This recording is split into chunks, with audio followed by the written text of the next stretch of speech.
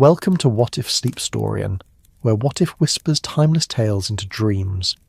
Breathe deeply, let your mind soften, and drift into tonight's gentle story. What if shadows danced through gaslit streets, where brilliant minds pursued mysteries that whispered of ancient hungers, in a fog-wrapped city where reason met the unexplainable? So dim the lights, find your most comfortable position, and let these whispered narratives carry you softly towards sleep. In the autumn of 1888, when London's fog rolled thick as velvet curtains across cobblestone streets, the city breathed with a rhythm all its own. The gentle hiss of gas lamps painted amber pools of warmth against the encroaching darkness, while somewhere in the distance church bells chimed the hour with voices as soft as lullabies. The Thames whispered its ancient songs against weathered stones, carrying tales from centuries past, while overhead chimney smoke curled into the night sky like incense from some forgotten ritual. Baker Street held its own particular magic during these twilight hours. The familiar weight of Victorian life settled over its residents like a comfortable blanket. The clip-clop of horse hooves on stone, the distant murmur of conversations drifting from behind lace curtains, the warm glow emanating from windows where families gathered around hearth fires. It was in this cocoon of everyday wonder that extraordinary minds contemplated mysteries that danced just beyond the reach of ordinary understanding. The flat at 221B bore witness to countless such contemplations. Tonight, as autumn rain began its gentle percussion against window panes, the rooms held an air of expectancy. The sitting room, with its deep leather chairs worn smooth by years of thoughtful occupation, seemed to pulse with an energy that spoke of intellectual pursuit. Books lined every surface, their leather spines creating a tapestry of knowledge that stretched from floor to ceiling. The fireplace crackled with a warmth that reached beyond mere temperature, offering comfort to both body and spirit. Sherlock Holmes stood at the window, his tall, lean silhouette etched against the amber glow of the street lamps below. His sharp features were softened by the diffused light, his grey eyes reflecting depths that seemed to hold entire universes of observation and deduction. The detective's long fingers, stained faintly with chemicals from his experiments, traced patterns on the glass as he watched the fog swirl through the narrow streets like living smoke. There was something almost meditative in his stillness, a quality that spoke of a mind processing information with the precision of a finely crafted timepiece.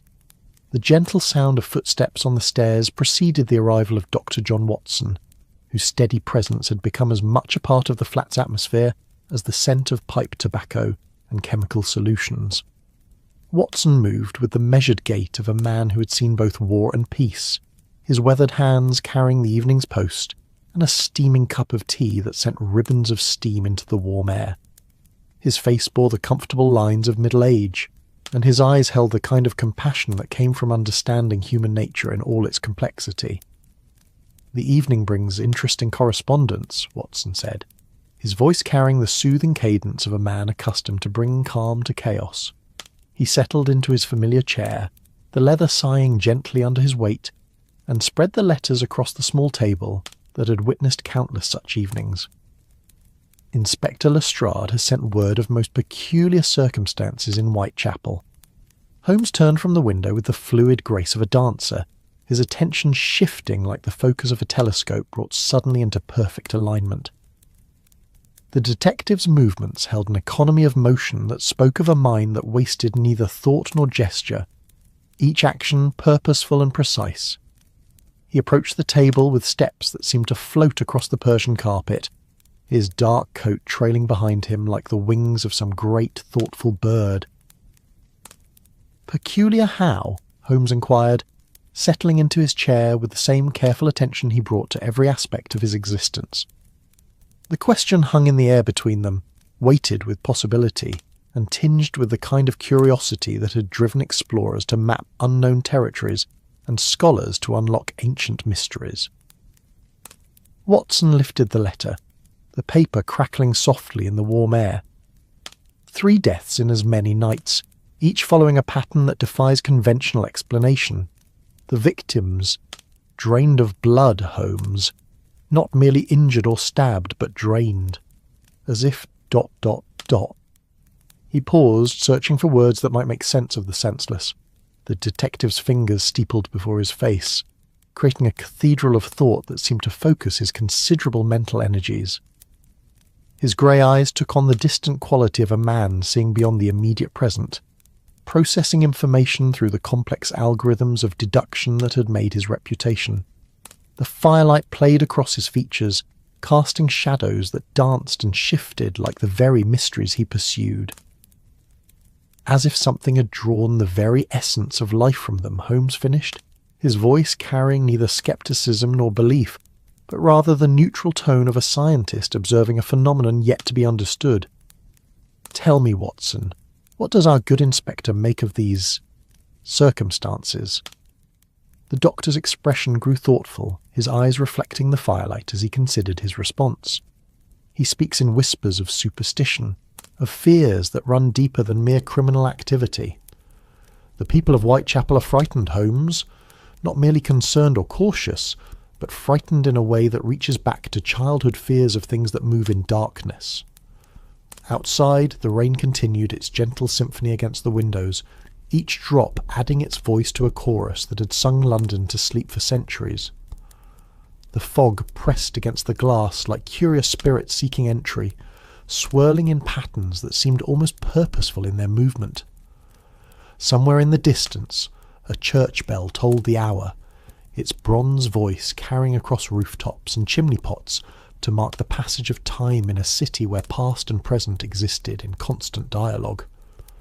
Holmes rose from his chair with the sudden energy of a predator catching scent of quarry, but his movements remained controlled, graceful, like those of a conductor preparing to guide an orchestra through a complex symphony.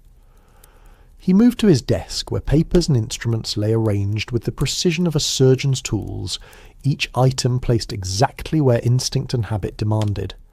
"Watson," he said, his voice carrying the quiet intensity of discovery, "what do you know of the old legends, the stories that grandmothers tell children to keep them safe in their beds after dark?"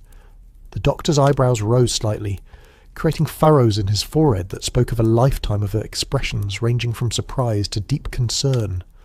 "You speak of vampires, Holmes, creatures of folklore and Gothic romance, surely not."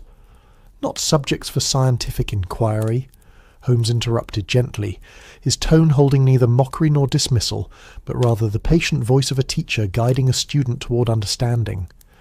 "And yet, here we have deaths that follow patterns established in legend, in stories told around fires when the world was young and mysterious. Perhaps our scientific age has been too hasty in dismissing what previous generations accepted as truth." The detective moved to his bookshelf, his fingers dancing along leather spines with the familiarity of a pianist finding familiar keys. He selected a volume bound in deep burgundy leather, its cover worn smooth by handling, and opened it to pages that seemed to whisper with age. The book fell open naturally to passages that had been consulted before, marked with careful annotations in Holmes's distinctive hand. "Listen to this," he said, settling back into his chair with the book cradled in his lap like a treasured child. His voice took on the cadence of scholarly recitation, each word chosen and weighted with significance. From Montague Summers's treatise on supernatural manifestations, the vampire, as understood by the peoples of Eastern Europe, is not merely a creature of imagination, but a documented phenomenon that has troubled human communities for millennia.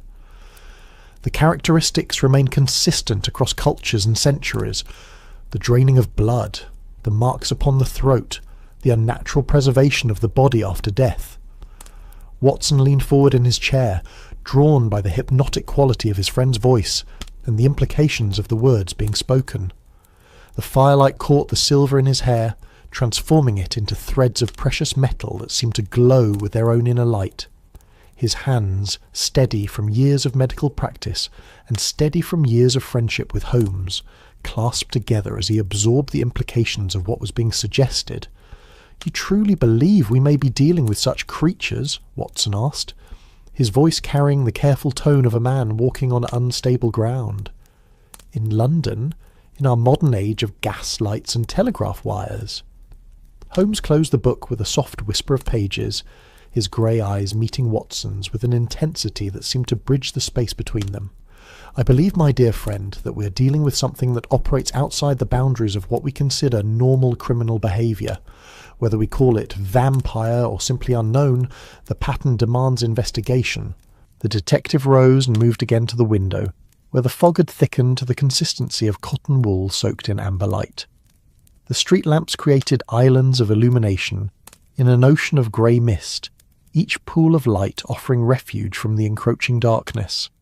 In the distance, the sounds of London's nightlife continued their eternal symphony. The clip-clop of horses, the distant laughter from public houses, the soft whisper of wind through narrow alleys, where shadows held secrets older than memory. "Tomorrow," Holmes said, his voice carrying across the room like a promise, "we shall visit Whitechapel. We shall walk where these deaths occurred, speak with those who witnessed the aftermath, and perhaps discover whether the old legends have found new expression in our modern world." Watson nodded slowly, understanding passing between them like a current of electricity. He had followed Holmes into mysteries before, but this felt different somehow, deeper, older, touched with implications that reached beyond mere criminal investigation into realms where reason met the inexplicable. The doctor settled back in his chair, allowing the warmth of the fire to seep into his bones while outside. London breathed its ancient rhythms, and somewhere in Whitechapel, shadows gathered with hungry intent. The night deepened around Baker Street, wrapping the flat in layers of comfortable darkness punctuated by the gentle glow of gas flames. The rain continued its percussion against the windows, each drop adding its voice to a lullaby that had sung the city to sleep for generations. In the sitting room, two men prepared to pursue a mystery that would challenge everything they thought they understood about the world, while outside, fog and shadow conspired to hide secrets that had waited centuries for discovery. As the clock on the mantelpiece chimed midnight with bronze-voiced authority, Holmes and Watson remained in their chairs, each lost in contemplation of what tomorrow might bring. The fire crackled its ancient song of warmth and safety, while beyond the windows, London settled into the deep rhythms of night, unaware that somewhere in its darkest corners, legends walked with the measured steps of terrible purpose. The following morning arrived with the gentle persistence of autumn light, filtering through lace curtains, transforming the sitting room into a cathedral of amber and gold. The fire had settled into glowing embers that pulsed like a heartbeat in the hearth, while outside the fog of the previous evening had lifted to reveal a London washed clean by rain and painted fresh with morning light. The familiar sounds of the city awakening drifted through the windows, milk carts rattling over cobblestones, the distant calls of vendors beginning their daily rounds, the soft whisper of coal smoke rising from countless chimneys. Holmes had been awake before dawn, moving through his morning routine with the precision of ritual. His tall frame was impeccably dressed in his customary dark coat and trousers, every detail attended to with the same meticulous care he brought to his investigations. Watson found him at the breakfast table, where Mrs. Hudson had arranged their meal with the loving attention of a mother caring for beloved children. Warm bread that released clouds of steam when broken, preserves that gleamed like jewels in crystal jars, tea that sent spirals of aromatic vapour into the morning air. "You've been reading," Watson observed, noting the collection of books and newspapers spread across the table like evidence in a case. The doctor settled into his chair with the comfortable movements of long habit, his presence bringing a sense of balance to the scene. His weathered hands reached for the teapot with movements worn smooth by countless such mornings, creating patterns of domesticity that contrasted sharply with the exotic nature of their intended investigation. "Research," Holmes corrected gently, his fingers tracing lines of text with the delicate touch of a scholar handling precious manuscripts. "The newspapers speak in whispers of the Whitechapel deaths, but between the lines one can read volumes about public sentiment. Fear, Watson. Fear that goes deeper than concern about criminal activity. The people sense something ancient stirring in their midst. The detective lifted a paper dated 3 days previous, its headlines speaking of ordinary concerns, trade disputes, political manoeuvrings, social events that comprised the daily fabric of London life. But tucked away in smaller print, almost hidden among advertisements for patent medicines and notices of theatrical performances, were brief mentions of the mysterious deaths that had begun to trouble Whitechapel's residents. Here, Holmes said, his voice taking on the rhythm of discovery, Mary Elizabeth Nichols, age 43, found deceased in Bucks Row with injuries that local physicians describe as unprecedented in their nature. And here, Annie Chapman, discovered in Hanbury Street, bearing wounds that suggest the work of someone with intimate knowledge of human anatomy. The pattern is there, Watson, hidden in plain sight beneath the conventional language of journalism. Watson accepted a cup of tea from Holmes's steady hands, the warmth of the china seeping through his fingers like a promise of comfort in an increasingly complex world.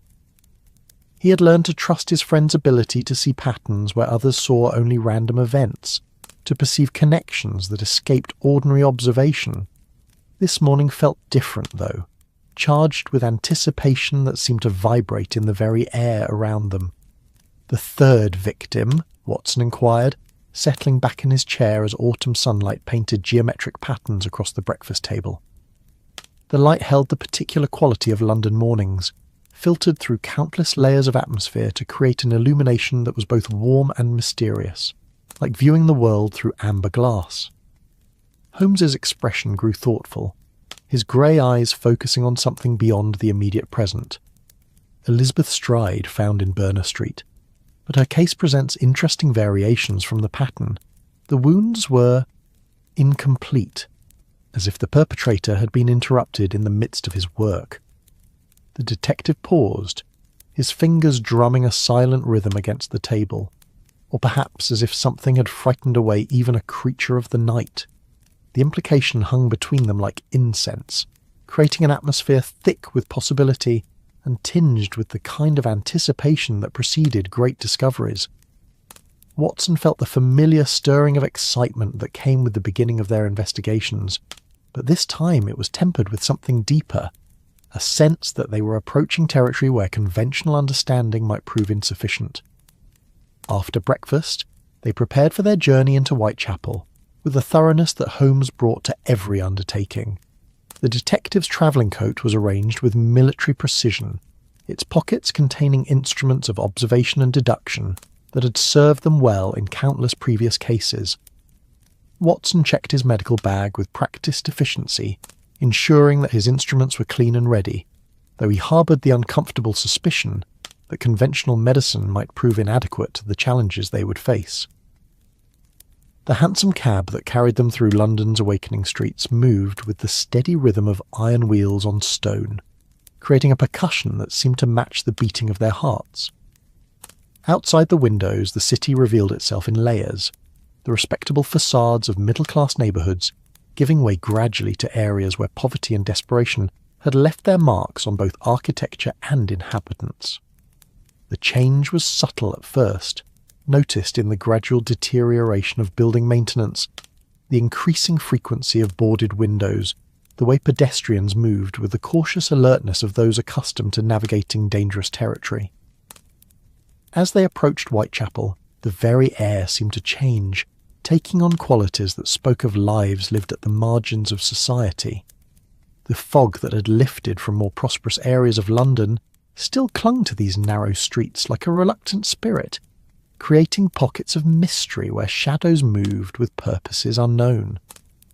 The buildings pressed close together as if seeking mutual support against forces too powerful to face alone, their brick faces stained with decades of coal smoke and industrial grime. The cab deposited them at the edge of Bucks Row, where the first of the mysterious deaths had occurred. The street stretched before them like a canyon carved from brick and mortar, its cobblestones worn smooth by the passage of countless feet, carrying the burdens of hard lives. Gas lamps stood at irregular intervals like sentinels, their globes clouded with the residue of burning coal gas, creating pools of wavering light that seemed to pulse with organic rhythm. Holmes stepped from the cab with movements that seemed to gather information from the very air around him. His sharp eyes moved in systematic patterns, cataloguing details that would escape ordinary observation: the pattern of wear on the cobblestones, the distribution of debris in the gutters, the way morning light fell across building faces to create maps of shadow and illumination. Watson followed with the steady tread of a man accustomed to supporting his friend's investigative process, his medical training providing its own perspective on the scene that would unfold before them. The location where Mary Elizabeth Nichols had been discovered lay in a narrow passage between two towering tenements, their brick walls rising like cliffs on either side of a space barely wide enough for two people to pass comfortably. The morning light penetrated this canyon only briefly, creating a twilight atmosphere that seemed perpetual and somehow intentional, as if the very architecture conspired to maintain an environment where mysterious events might unfold unobserved. Holmes knelt at the spot where the body had been found, his long fingers hovering just above the cobblestones, as if he could absorb information through proximity alone. His grey eyes took on the distant quality of deep concentration, processing details visible and invisible with the precision of scientific instruments. Watson stood nearby, his presence providing both support and perspective as they began their investigation into mysteries that challenged the boundaries of rational explanation. "The position of the body," Holmes murmured, his voice barely above a whisper, "suggests she was not killed here, but rather arranged with deliberate care. See how the cobblestones are clean in this precise outline, as if someone had taken great pains to ensure no trace of the actual crime remained." His fingers traced patterns in the air above the stones, mapping invisible evidence with the skill of a cartographer charting unknown territories. Watson crouched beside his friend, bringing his medical training to bear on the reconstruction of events. "The wounds described in the police report," he said thoughtfully, "they would have required considerable time to inflict. Yet no sounds were heard, no disturbance reported by the residents of these buildings. How does one account for such silence in a neighbourhood where privacy is a luxury few can afford?" The detective rose slowly, his tall frame unfolding like a telescope extending to its full length. His gaze swept the surrounding area with the methodical precision of a surveyor, noting details that might prove significant: windows that offered views of the passage, doorways that might provide concealment, the complex geography of shadows that could hide movement even in broad daylight. Every surface seemed to hold potential clues, every angle offered possibilities for understanding the impossible. "Perhaps," Holmes said, his voice carrying the weight of the growing certainty, "silence was not a factor to be overcome, but rather a tool employed with expert precision. What if our perpetrator possessed abilities that rendered struggle unnecessary, resistance impossible? They moved through Whitechapel like scholars exploring an ancient text, each street revealing new layers of meaning, each intersection offering perspectives that deepened their understanding of the mystery they faced. The residents they encountered moved with the wary alertness of prey animals, their eyes holding depths of fear that spoke of knowledge too dangerous to share openly. Conversations were brief and conducted in whispers, as if speaking too loudly might attract attention from forces better left undisturbed. At Hanbury Street, where Annie Chapman had met her mysterious end, the pattern repeated with variations that spoke of a mind both methodical and adaptable. The scene bore the same careful arrangement, the same absence of physical evidence, the same impossible silence that had characterized the first death. But here, Holmes detected subtle differences, traces of disturbance that suggested the perpetrator had spent more time at his work and had perhaps been more thorough in his mysterious purposes. "The precision," Watson observed, kneeling to examine scratches in the cobblestones that might have been made by something sharper than ordinary tools, "suggests not merely criminal intent, but rather the working of someone with intimate knowledge of human anatomy. These are not random wounds, Holmes, but carefully placed incisions designed to achieve specific results." Holmes nodded slowly, his grey eyes reflecting the kind of understanding that came from seeing patterns where others saw only chaos. "And yet the precision extends beyond mere anatomical knowledge, Watson. Consider the positioning of the bodies, the selection of locations, the timing of the discoveries. We are dealing with a mind that thinks in terms of theatre as much as biology, staging as much as substance. The afternoon wore on with the gradual intensity of a symphony building toward crescendo, each location they visited adding new instruments to the orchestra of mystery that surrounded them. At Berner Street, where Elizabeth Stride had been found, the pattern showed its first significant variation, evidence of interruption, signs that the perpetrator's work had been halted before completion. Holmes studied these deviations with the focused attention of a musician analysing a composition, seeking to understand not merely what had happened, but why it had been prevented from reaching its intended conclusion. Something interrupted the process here, Holmes said, his voice carrying the certainty of deduction backed by evidence. But what could frighten away a creature confident enough to operate in the very heart of London's most dangerous district?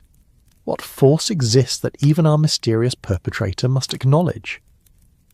As evening approached with the gentle inevitability of tide, they found themselves in the 10 Bells public house, where the warm glow of gas lamps created islands of comfort in an ocean of gathering darkness.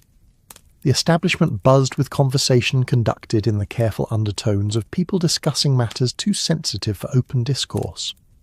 Holmes and Watson settled at a table in a corner where shadows provided both concealment and opportunity for observation. Their presence noted but accepted by patrons accustomed to strangers seeking information in exchange for coins.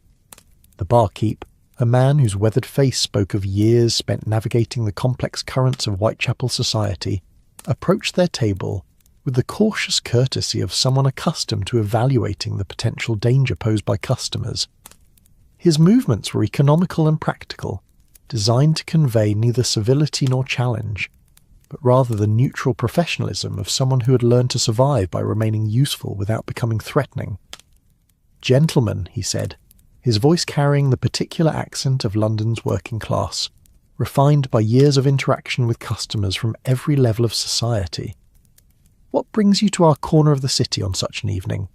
Not the usual sort we see in these parts, if you don't mind my observation." Holmes smiled with the warmth that had won him confidences in drawing rooms and jail cells alike, his manner suggesting both authority and approachability. "We're investigating the recent unfortunate events," he said, his voice carrying just enough official implication to suggest police connection without claiming specific authority. "The residents of this area have suffered greatly, and we hope to provide some measure of understanding, if not relief." The barkeep's expression grew thoughtful, his eyes holding the particular wariness of someone who had learned to measure words carefully before speaking. Around them, conversation continued in murmurs punctuated by the soft clink of glasses and the gentle hiss of gas flames, creating an atmosphere that seemed designed for the sharing of secrets. The public house held the accumulated wisdom of countless evenings spent in discussion of neighbourhood affairs, its walls seeming to pulse with the collective knowledge of a community that had learned to protect itself through careful information sharing. "Terrible business," the barkeep said finally, his voice dropping to match the conspiratorial tone that had become standard for such discussions. "But not the sort of terrible business we're accustomed to, if you take my meaning. This has a different quality to it, something that reaches back to fears we thought we'd left behind in darker times." Watson leaned forward slightly, his medical training providing insight into the physical manifestations of fear and stress that marked the man's demeanour. "You speak as if the residents suspect more than ordinary criminal activity," he observed gently. "What sort of fears are we discussing?" The barkeep glanced around the room with the automatic caution of someone accustomed to monitoring his environment for signs of danger. The other patrons continued their quiet conversations, but there was an undercurrent of attention that suggested every ear in the room was tuned to their discussion. In Whitechapel, information was a commodity as valuable as coin and potentially far more dangerous. "Old fears," the man said quietly, his voice barely audible above the general murmur of the room. "The kind our grandmothers spoke of when they wanted to keep children from wandering after dark. Tales of things that walked between worlds, that fed on more than ordinary sustenance. We thought such stories were just that, stories. But now—" He gestured vaguely toward the door, beyond which the streets of Whitechapel lay shrouded in gathering twilight. Now people see shadows that move with purpose, hear sounds that don't match any earthly creature. 3 women dead in ways that defy explanation, and the whole neighbourhood holding its breath, waiting to see what darkness might claim next. Holmes exchanged a meaningful glance with Watson, communication passing between them with the efficiency of long partnership. They had encountered fear before in their investigations, but this carried qualities that set it apart from ordinary criminal concern. This was fear rooted in something deeper, older, connected to instincts that predated civilized understanding of how the world operated. These shadows, Holmes said carefully, have they been observed directly, or are we speaking of impressions and rumours? The barkeep's expression grew even more cautious, his eyes reflecting depths of knowledge that he seemed reluctant to share. Mary Kelly saw something the night before the first murder, he said finally, his words chosen with the precision of a man walking through a minefield. Came in here shaking like a leaf, talking about a figure that seemed to float rather than walk, moving without making sound on cobblestones that announce every footstep. He paused, seeming to wrestle with the decision of how much to reveal. Said it looked at her with eyes that glowed like coals in the darkness, and she felt something trying to pull at her very soul. Nonsense, of course. The ravings of a woman who'd had too much gin. But Mary Kelly's not given to fancies, gentlemen. She's seen enough real horror in her life to know the difference between imagination and truth. Watson's medical training led him to consider the physiological aspects of such an encounter. The symptoms you describe, shaking, disorientation, the sense of spiritual violation, they're consistent with extreme psychological trauma. But what could cause such a reaction in someone accustomed to the dangers of Whitechapel? That's the question that keeps us all awake at night, the barkeep replied, his voice carrying the weight of community anxiety. What exists in our familiar streets that can reduce a strong woman to a trembling wreck with nothing more than a look? What walks among us wearing shapes that our minds can't quite process, leaving traces that challenge everything we think we understand about the nature of reality? As the evening deepened around the 10 bells, Holmes and Watson gathered information with the patience of archaeologists excavating ancient ruins. Each conversation revealed new layers of mystery, each testimony adding pieces to a puzzle that seemed to grow more complex rather than clearer with each addition. The residents of Whitechapel possessed a collective wisdom born of survival in London's most challenging environment, but even their hard-won knowledge seemed inadequate to explain the phenomena that had begun to plague their community. The fog had begun to roll in from the Thames as they finally emerged from the public house, its tendrils creeping through narrow streets like curious fingers exploring unfamiliar territory. Gas lamps created islands of illumination in the gathering mist, each pool of light offering temporary refuge from the encroaching darkness. The sounds of evening Whitechapel echoed off brick walls and cobblestone streets. Distant laughter from public houses, the clip-clop of horses pulling late carriages, the soft whisper of wind carrying scents of coal smoke and human habitation. The pattern is clear, Holmes said as they walked through streets that seemed to pulse with hidden life. His voice carried the confidence of understanding backed by systematic observation, but it was tempered with recognition of the challenges that lay ahead. We are dealing with something that operates outside conventional criminal behaviour, something that possesses abilities that challenge our understanding of what is possible within the natural world. Watson nodded thoughtfully, his medical bag swinging gently at his side as they navigated the increasingly treacherous geography of fog-shrouded streets. The question becomes whether we approach this as scientists seeking to understand new phenomena, or as men of action preparing to confront forces that may prove hostile to human welfare. Perhaps, Holmes replied, his tall figure moving through the mist like a ship navigating by instruments rather than sight. The distinction is less important than we might assume. Science and action, understanding and intervention, they are simply different aspects of the same fundamental human response to mystery. We observe, we analyse, we act upon our conclusions. The nature of our adversary may be unusual, but our methods remain constant. They had arranged to spend the night in modest lodgings near the heart of Whitechapel, reasoning that proximity to the scene of the crimes might provide opportunities for observation that would be impossible from the comfortable distance of Baker Street. The boarding house that welcomed them was clean but Spartan, its rooms furnished with the bare necessities required for travellers who valued function over comfort. The proprietor, a woman whose face bore the particular combination of kindness and wariness that characterised successful business operators in challenging neighbourhoods, showed them to adjacent rooms with windows that offered views of the street below. "Keep your windows latched," she advised in the matter-of-fact tone of someone dispensing essential survival information. "And don't be surprised if you hear unusual sounds during the night. These past weeks have brought disturbances that none of us quite understand, but we've learned it's safer not to investigate too closely." Holmes settled at his window as full darkness claimed the streets of Whitechapel. His sharp eyes adapted to the task of observation in conditions that would challenge ordinary vision. The fog had thickened to the consistency of cotton wool, transforming familiar geography into an alien landscape where distances became deceptive and shapes took on qualities that defied easy identification.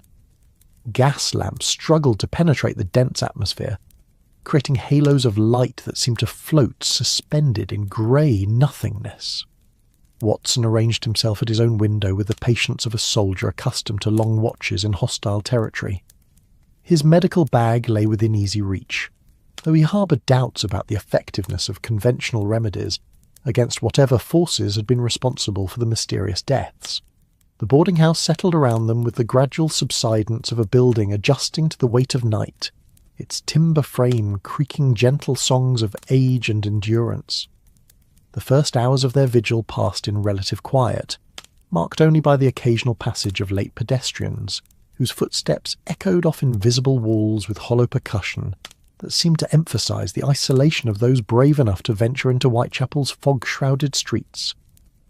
Holmes maintained his position at the window with the focused attention of a hunter, waiting for the quarry to reveal itself, his grey eyes moving in systematic patterns designed to catch any deviation from the expected rhythm of urban nightlife. It was Watson who first noticed the change in atmospheric pressure that seemed to precede something extraordinary. The quality of silence shifted subtly, taking on characteristics that suggested the presence of forces not bound by ordinary physical laws. The fog began to move in patterns that seemed too purposeful to be explained by natural air currents, swirling in spirals that created brief clearings before closing again like curtains drawn by invisible hands. "Holmes," Watson whispered, his voice barely audible even in the profound quiet that had settled over the street. "Do you see the movement in the fog? There, near the lamppost at the corner." The detective's attention, focused like a telescope, brought suddenly into perfect alignment, his entire being concentrating on the phenomenon his friend had observed. In the swirling mist, shapes seemed to coalesce and dissolve with hypnotic regularity, as if something was testing the boundaries between visibility and concealment. The movements were too fluid to be human, too purposeful to be entirely natural, creating patterns that suggested intelligence operating according to principles that lay outside ordinary understanding. As they watched, a figure began to emerge from the fog with movements that seemed to flow rather than step, gliding across cobblestones with the ease of smoke carried by wind. The shape possessed human characteristics, the general proportions of height and width that marked it as formerly mortal. But there was something in its movement that spoke of transformation beyond death, of existence continued under rules that mortality could not comprehend. The figure paused beneath the gas lamp, and for a moment its features became visible in the amber light. It was unmistakably the form of a man, but a man changed by forces that had sculpted his flesh into something that transcended ordinary human limitations. His face bore the pale perfection of marble sculpture, but his eyes held depths that seemed to reflect eternity itself. When he moved his head to survey the street around him, the motion carried the fluid grace of a predator confident in its dominion over lesser creatures. Watson felt his breath catch in his throat as the figure's gaze swept across the boarding-house windows. For a moment that seemed to stretch into hours, those ancient eyes seemed to focus directly on their observation point, and the doctor experienced a sensation unlike any he had encountered in years of medical practice and military service. It was as if something was reaching into his mind, testing the strength of his will, evaluating him as both obstacle and potential prey. Holmes remained perfectly still beside the window, but Watson could sense the tension radiating from his friend like heat from a forge.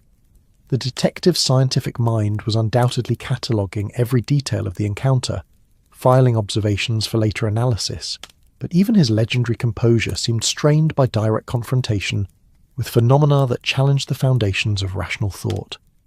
The figure in the street began to move again, his path taking him deeper into the maze of narrow alleys that comprised Whitechapel's secret geography. But his movement was not the random wandering of someone exploring unfamiliar territory. It carried the purposeful direction of a hunter following scent trails invisible to ordinary senses. As he disappeared into the fog, the very atmosphere seemed to exhale, as if the neighbourhood itself had been holding its breath during his passage. "Did you observe the absence of footsteps?" Holmes whispered, his voice carrying the controlled excitement of discovery. The figure moved across cobblestones that announce every human footfall, yet produced no sound whatsoever. We are indeed dealing with something that operates outside the normal parameters of physical existence. Watson nodded slowly, his medical training struggling to process what he had witnessed. The movements were too fluid for ordinary human locomotion, he agreed, his voice thoughtful. But more disturbing was the sense of intelligence behind those eyes, ancient, calculating, evaluating everything it observed as potential resources or obstacles. They maintained their vigil through the remaining hours of night, but the mysterious figure did not return to their section of Whitechapel.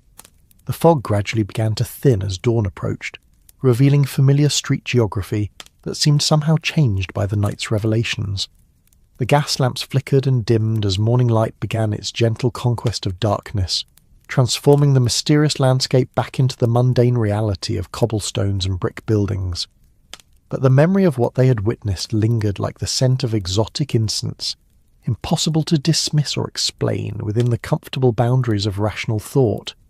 Holmes rose from his position at the window with the careful movements of a man who had spent hours in motionless observation, his tall frame unfolding like a telescope, extending to reveal new perspectives on familiar territory. His grey eyes held the particular intensity that came with the successful gathering of crucial evidence, but they were tempered with recognition of the challenges that such evidence presented. "We have confirmation," he said quietly, his voice carrying the weight of scientific certainty backed by direct observation. "Whatever force has been responsible for the deaths in Whitechapel, it possesses capabilities that place it outside the realm of ordinary criminal investigation. We are dealing with something that exists in the spaces between conventional understanding and ancient knowledge." Watson stretched muscles cramped by hours of vigilant stillness, his medical training automatically assessing the physical toll of their night-long observation. But his mind remained focused on the implications of what they had witnessed. The graceful movements that defied natural law, the eyes that seemed to hold depths of experience beyond human comprehension, the sense of intelligence operating according to principles that mortality could barely grasp. "The question becomes," Watson said thoughtfully, "how does one investigate, much less confront, a force that appears to exist outside the natural order? Our usual methods of evidence gathering and logical deduction may prove inadequate to the task." Holmes moved to his travelling case with the purposeful efficiency that marked all his preparations, selecting instruments and materials with the focused attention of a surgeon preparing for complex surgery. But this morning's preparations included items that would have seemed out of place in conventional detective work. A collection of wooden stakes carved from ancient oak, a vial of water that had been blessed by ecclesiastical authority, a mirror of silver so pure it seemed to glow with its own internal light. "Adaptation," Holmes replied, his voice carrying the confidence of a mind that had never encountered a problem beyond its eventual solution. "We adapt our methods to match the nature of our quarry. If we face supernatural forces, we employ supernatural countermeasures. If ancient knowledge is required, we consult ancient sources. The principles of investigation remain constant, even when the subject matter challenges our preconceptions." The morning brought a London washed clean by night fog and painted fresh with autumn sunlight that seemed to carry promises of clarity and revelation. The streets of Whitechapel bustled with the familiar activities of daily life. Vendors setting up their stalls, workers beginning their journeys to factories and shops, children playing games that transformed mundane alleys into kingdoms of imagination. Yet beneath this surface of normalcy, Holmes and Watson could sense the underlying current of anxiety that had become as much a part of the neighbourhood's atmosphere as the scent of coal smoke and industrial activity. They breakfasted in a small cafe, whose proprietor had learned to cater to customers seeking both sustenance and information. The establishment buzzed with conversation conducted in the careful undertones that had become standard for any discussion of recent events, each table hosting whispered conferences that seemed to pulse with collective concern. Holmes and Watson positioned themselves where they could observe without appearing to eavesdrop, their presence accepted as part of the general acknowledgement that extraordinary circumstances required extraordinary attention. "The fog was thicker than usual last night," observed a woman at a nearby table, her voice carrying the particular accent of someone who had spent her entire life in London's working-class neighbourhoods. And the sounds. There were sounds that didn't match anything natural, like whispers in languages that hurt to hear, carried on air that moved against the wind. Her companion nodded with the grim understanding of someone who had experienced similar phenomena. "My grandmother used to tell stories about such nights," she replied, her hands wrapped around a cup of tea as if drawing warmth from more than mere temperature. "Times when the boundaries between worlds grew thin, when things that should remain hidden found ways to walk among the living. I thought they were just tales to frighten children into good behaviour." Holmes listened to these conversations with the focused attention of a scholar studying primary source documents, recognising that the residents of Whitechapel possessed collective wisdom that academic study could never provide. Their knowledge was earned through direct experience with forces that textbooks could only theorise about, making them invaluable resources for understanding the true nature of the mystery he faced. After breakfast, they set out to visit the local ecclesiastical authority, reasoning that if supernatural forces were indeed at work, religious knowledge might provide insights unavailable through purely scientific investigation. The Church of St. Botolph stood at the edge of Whitechapel like a fortress of faith in a landscape increasingly dominated by industrial progress, its ancient stones bearing witness to centuries of human struggle against forces both earthly and otherworldly. Father Mackenzie received them in a study lined with volumes that seemed to exude wisdom, accumulated over generations of spiritual warfare against darkness in all its forms. The priest was a man whose face bore the particular combination of compassion and determination that marked those who had dedicated their lives to protecting others from threats both seen and unseen. His eyes held depths of knowledge that came from years spent ministering to souls in London's most challenging environment. "You've come about the deaths," he said, without preamble, his voice carrying the authority of someone accustomed to dealing with crises that challenged conventional understanding. "I've been expecting someone like yourselves, men of intelligence and dedication, who might possess the combination of scientific training and open-mindedness necessary to confront what we're facing." Holmes settled into the chair offered with the grace of a man accustomed to extracting information from sources ranging from street criminals to university professors. His grey eyes reflected genuine respect for the priest's knowledge, while maintaining the analytical detachment necessary for effective investigation. "You speak as if you have direct knowledge of the forces involved," he observed. "What has your experience revealed about the nature of our adversary?" Father Mackenzie's expression grew thoughtful as he considered how much to reveal to visitors whose true motivations remained unclear. The study around them seemed to pulse with accumulated wisdom, its walls lined with texts that spoke of humanity's long struggle against forces that existed in the shadows, between faith and reason. Somewhere beyond the windows, London continued its eternal rhythms, but within this sanctuary conversation could turn to matters too dangerous for public discourse.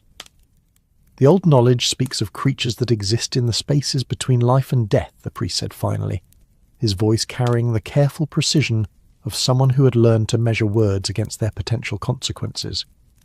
"Beings that once possessed human souls but have been transformed by forces that corrupt the very essence of mortality." They retain intelligence, even cunning, but they are driven by hunger that can never be satisfied through ordinary means. Watson leaned forward in his chair, his medical training providing perspective on the physiological implications of such transformation. "You speak of vampires," he said directly, using the term that had been whispered, but never openly acknowledged. "Creatures of legend and folklore, but you discuss them as if they represent documented reality rather than mere superstition. Documentation exists for those willing to look beyond conventional academic sources," Father Mackenzie replied, moving to his bookshelf with movements that seemed guided by long familiarity with its contents. He selected a volume bound in leather so old it seemed to absorb light rather than reflect it, its pages yellow with age and marked with annotations in multiple languages. The Church has maintained records of such encounters for centuries, not as curiosities or folklore, but as practical knowledge necessary for protecting human souls from predation. He opened the book to pages that seemed to whisper with age, revealing text written in the careful script of medieval scholars who had recorded their observations with the precision of scientists cataloguing natural phenomena. But the subjects of their study challenged every assumption about the nature of reality, speaking of creatures that possessed human intelligence, but operated according to principles that mortality could barely comprehend. "Listen to this account," the priest continued, his voice taking on the cadence of scholarly recitation, "from Brother Thomas of Canterbury, recorded in the year of our Lord 1237. The creature appeared as a man of noble bearing, but his movements carried the fluid grace of smoke given form. His eyes held depths that seemed to reflect eternity itself, and those who met his gaze directly reported sensations of having their very souls examined and evaluated. The wounds he inflicted were precise beyond any earthly skill, designed not merely to kill, but to draw forth the essence of life itself." Holmes absorbed this information with the methodical attention he brought to all evidence, regardless of its source or apparent credibility. His scientific training demanded skepticism, but his experience as an investigator had taught him the value of remaining open to possibilities that conventional wisdom might dismiss. The pattern described in the ancient text matched their own observations with disturbing accuracy, suggesting that the phenomena they faced possessed historical precedent extending back centuries. "The methods of confrontation," Holmes inquired, "are they documented with equal precision?" Father Mackenzie turned pages with reverent care, revealing sections that dealt with practical applications of spiritual knowledge against supernatural threats. The text was annotated with symbols and diagrams that spoke of careful study by generations of scholars who had dedicated their lives to understanding forces that existed beyond ordinary human experience. Each page seemed to contain wisdom earned through confrontation with darkness in its most literal sense. "The traditional protections remain effective," the priest said, his voice carrying the confidence of tested knowledge. "Wooden stakes crafted from trees that have grown in consecrated ground, water blessed through proper ritual, mirrors of pure silver that can reflect not merely physical forms but spiritual essence. But most important is the strength of will and purity of purpose possessed by those who would stand against such creatures." Watson considered the implications from his medical perspective, recognizing that they were discussing matters that challenged fundamental assumptions about the nature of life, death, and consciousness itself. "The precision of the wounds you describe," he said thoughtfully, "suggests not merely supernatural ability but retained human knowledge. These creatures maintain their intelligence after transformation, possibly enhanced by their changed state." "Indeed," Father Mackenzie agreed, his expression reflecting years of study devoted to understanding such transformations. "They retain all their human cunning while gaining abilities that transcend mortal limitations. This makes them infinitely more dangerous than mere wild beasts or simple killers. They can plan, adapt, learn from their experiences, and modify their methods to overcome new obstacles." The conversation continued through the morning hours, each exchange adding layers to their understanding while simultaneously revealing the magnitude of the challenge they faced. The priest's knowledge, earned through centuries of ecclesiastical experience with supernatural threats, provided context that scientific training alone could never supply. Yet Holmes found himself able to synthesize this ancient wisdom with modern investigative techniques, creating approaches that honoured both faith and reason. As the church bells chimed noon with bronze voices that seemed to carry benedictions across London's sprawling landscape, Holmes and Watson prepared to continue their investigation, armed with knowledge that existed at the intersection of science and spirituality. Father Mackenzie blessed their endeavour with words that carried the weight of institutional authority, backed by generations of successful confrontation with forces of darkness. "Remember," the priest said as they prepared to leave the sanctuary of the church, "you face intelligences that have had centuries to perfect their methods of predation.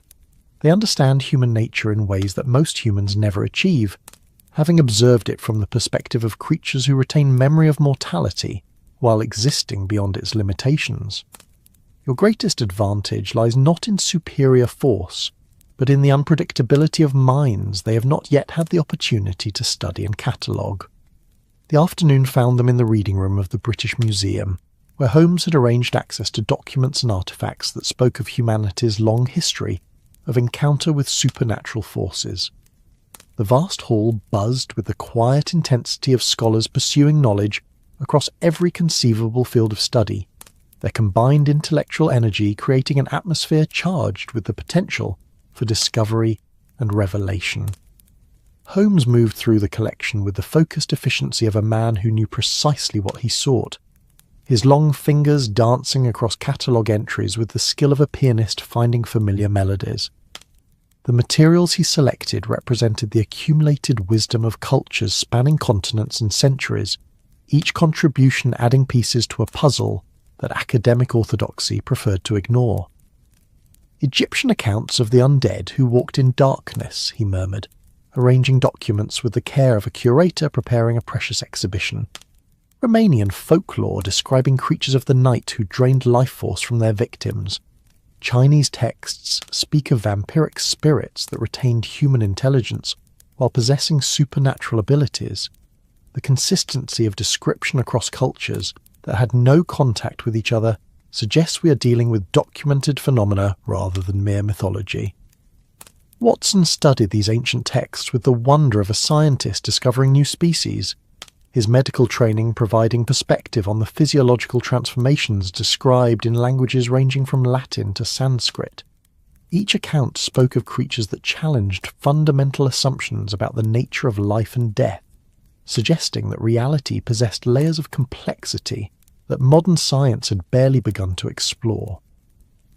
The transformation process, Watson observed, tracing diagrams that illustrated the progression from human to something beyond mortality, appears to involve fundamental alterations to blood chemistry, cellular structure, and nervous system function. Yet consciousness remains intact, possibly enhanced by the changes. We are dealing with evolution guided by forces that operate outside natural selection. As the afternoon wore on, they assembled a comprehensive understanding of their adversary that combined ancient wisdom with modern analytical techniques.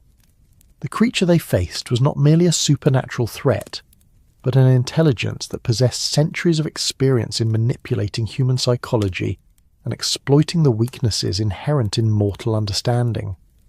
Their investigation had revealed an opponent worthy of respect, even as it demanded their most determined opposition. The evening brought them back to Whitechapel, armed with knowledge that transformed their understanding of both the mystery they faced and the methods required for its solution. The fog was beginning to gather again as sunset painted London's skyline in shades of amber and gold, creating an atmosphere of anticipation that seemed to vibrate in the very air around them. Tonight would bring another opportunity for observation, but this time they would be prepared for what they might encounter. They established their surveillance position in a building that commanded views of multiple streets, while offering concealment from observation by their supernatural quarry.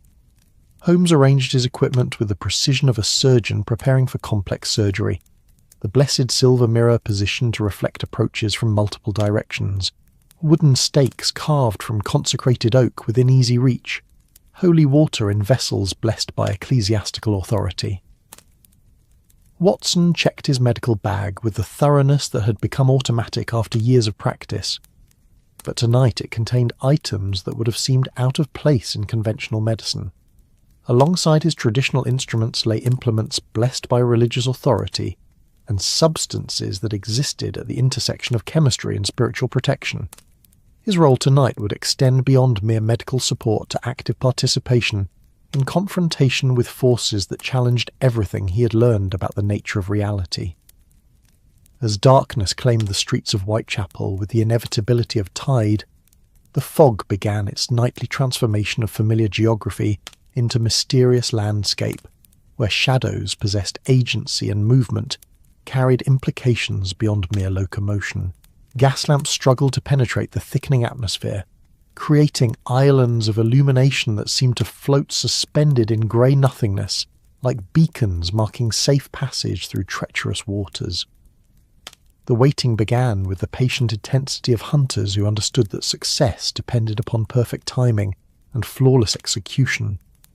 Holmes positioned himself where his sharp eyes could monitor the complex geography of streets and alleys that comprised their observation zone, while Watson maintained watch from a complementary angle that would allow them to coordinate their response to whatever phenomena might manifest.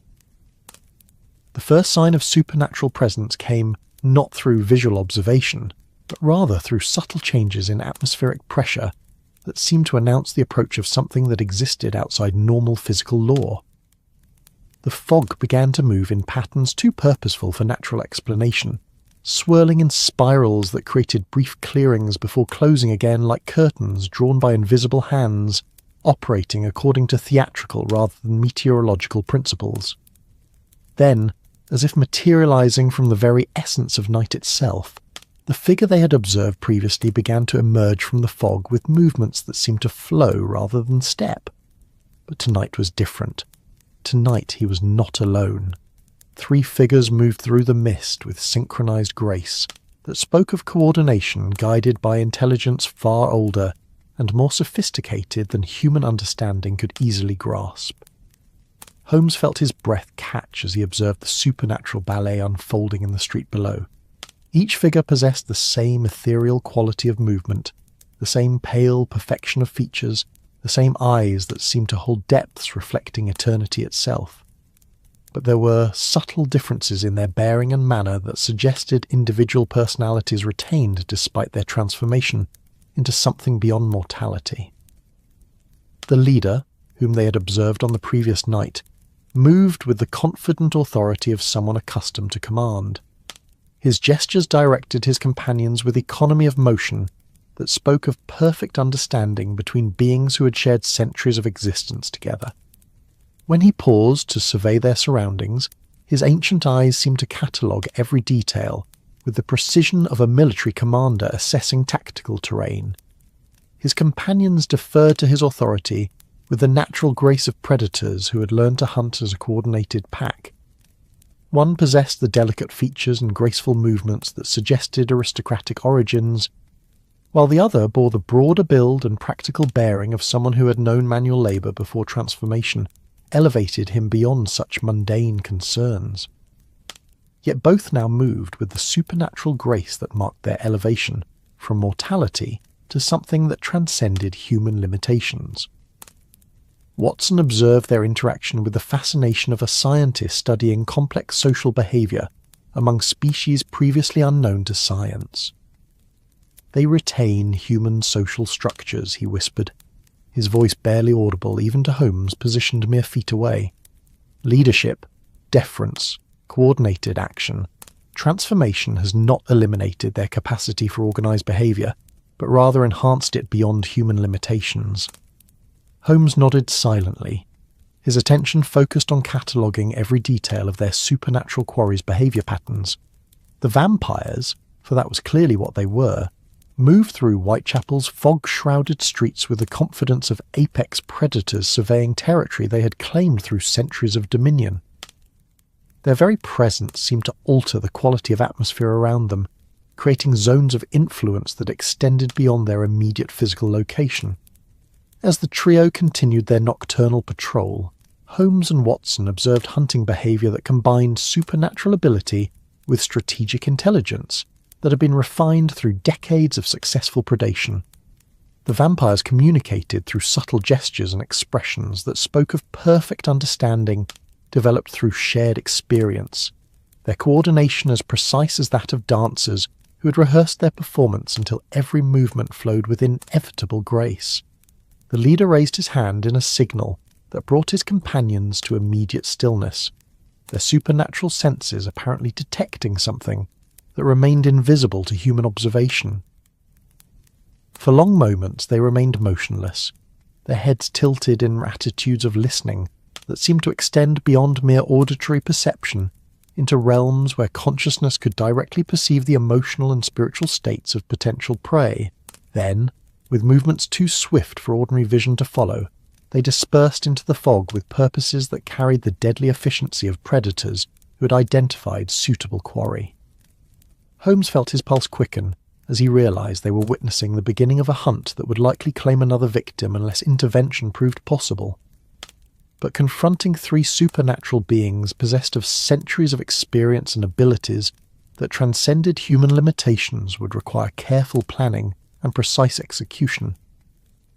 "We must follow," Holmes said quietly, his voice carrying the controlled urgency of a commander making tactical decisions under extreme pressure, but at a distance sufficient to avoid detection while maintaining observation of their activities.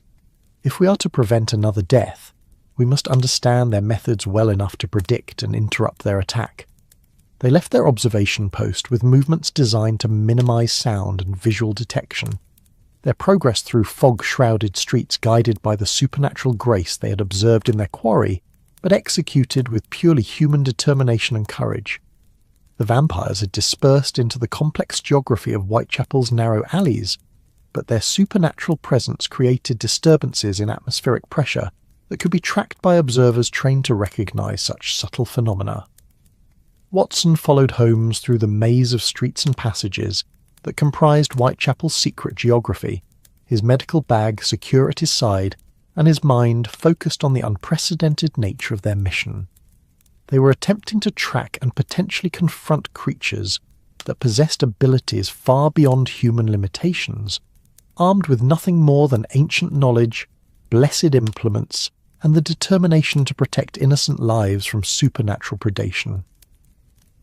The fog seemed to thicken around them as they moved deeper into the heart of Whitechapel, creating an environment where visibility extended barely beyond arm's length and familiar landmarks became unreliable guides for navigation. Yet Holmes moved with the confidence of someone following tracks invisible to ordinary perception, his sharp instincts leading them through the labyrinth with purposes as determined as those of their supernatural quarry. They emerged from a narrow alley onto a broader street where gas lamps struggled to penetrate the atmosphere thick as cotton wool, creating halos of light that seemed to float suspended in grey nothingness. Here, the trail they had been following suddenly intensified, suggesting that their quarry had paused in this location for purposes that required extended attention rather than mere passage through territory. Holmes raised his hand in a signal for complete silence, his grey eyes scanning the limited visibility around them with the focused intensity of a hunter who sensed the proximity of dangerous prey. Somewhere in the fog ahead, supernatural predators were engaged in activities that would likely claim human life, unless intervention proved both possible and effective. The sound that reached them through the dense atmosphere was unlike anything in Watson's experience as either military surgeon or civilian physician. It carried qualities that seemed to bypass rational hearing and reached directly into primitive regions of consciousness, where fear existed as pure instinct unmediated by logical thought. The sound spoke of feeding that transcended mere physical consumption, of spiritual predation that drained essence along with blood. Watson felt every instinct demanding retreat from forces too powerful and alien for successful confrontation, but his medical oath and personal loyalty to Holmes provided anchors of purpose that held him steady against the psychological assault of supernatural terror. They had come too far and learned too much to abandon their mission, when intervention might mean the difference between life and death for an innocent victim.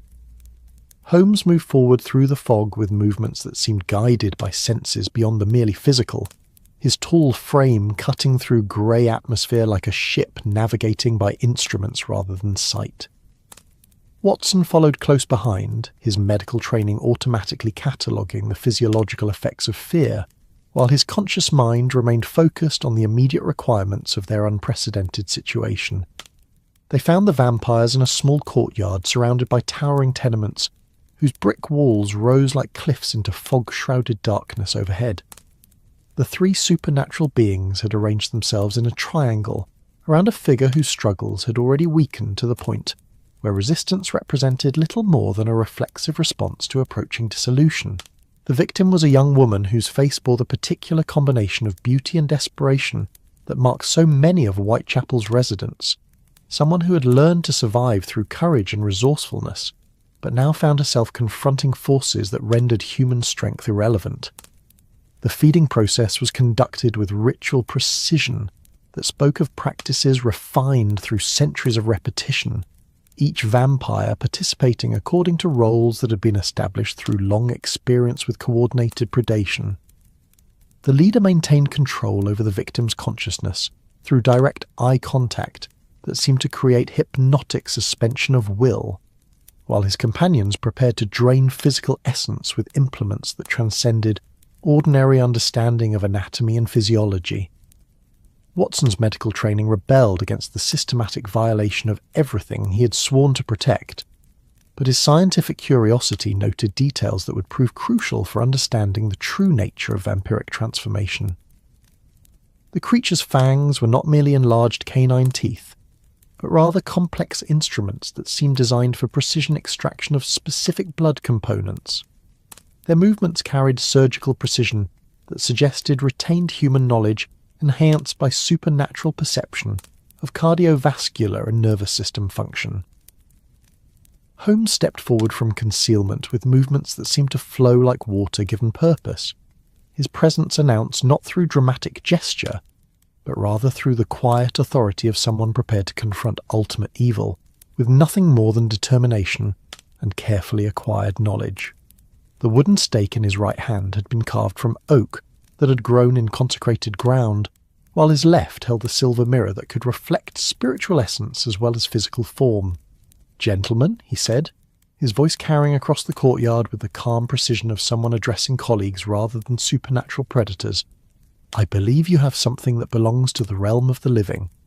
The vampire's reaction was instantaneous and synchronized, their supernatural senses immediately recognizing threat from sources they had not anticipated encountering in their carefully claimed territory.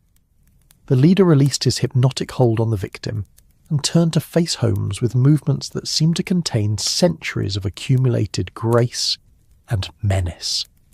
His ancient eyes reflected depths of experience that included countless confrontations with humans who had dared to challenge vampiric dominion, but something in Holmes's bearing suggested this encounter might prove different from previous such meetings. "Indeed," the vampire leader replied, his voice carrying accents that spoke of aristocratic origins refined by centuries of existence beyond mortal concerns. "And I believe you have stumbled into affairs that transcend human understanding or intervention. Turn away now, and you may yet see another dawn." Holmes smiled with the warm confidence that had disarmed opponents ranging from street criminals to criminal masterminds, his manner suggesting neither fear nor aggression, but rather the professional courtesy of one expert acknowledging another. "I appreciate your concern for our welfare," he replied, his tone maintaining the conversational quality of civilized discourse. "But duty requires that we remain until this matter reaches satisfactory resolution." The confrontation that followed would be remembered by both participants as a defining moment in the eternal struggle between forces of light and darkness, reason and superstition, human determination and supernatural power.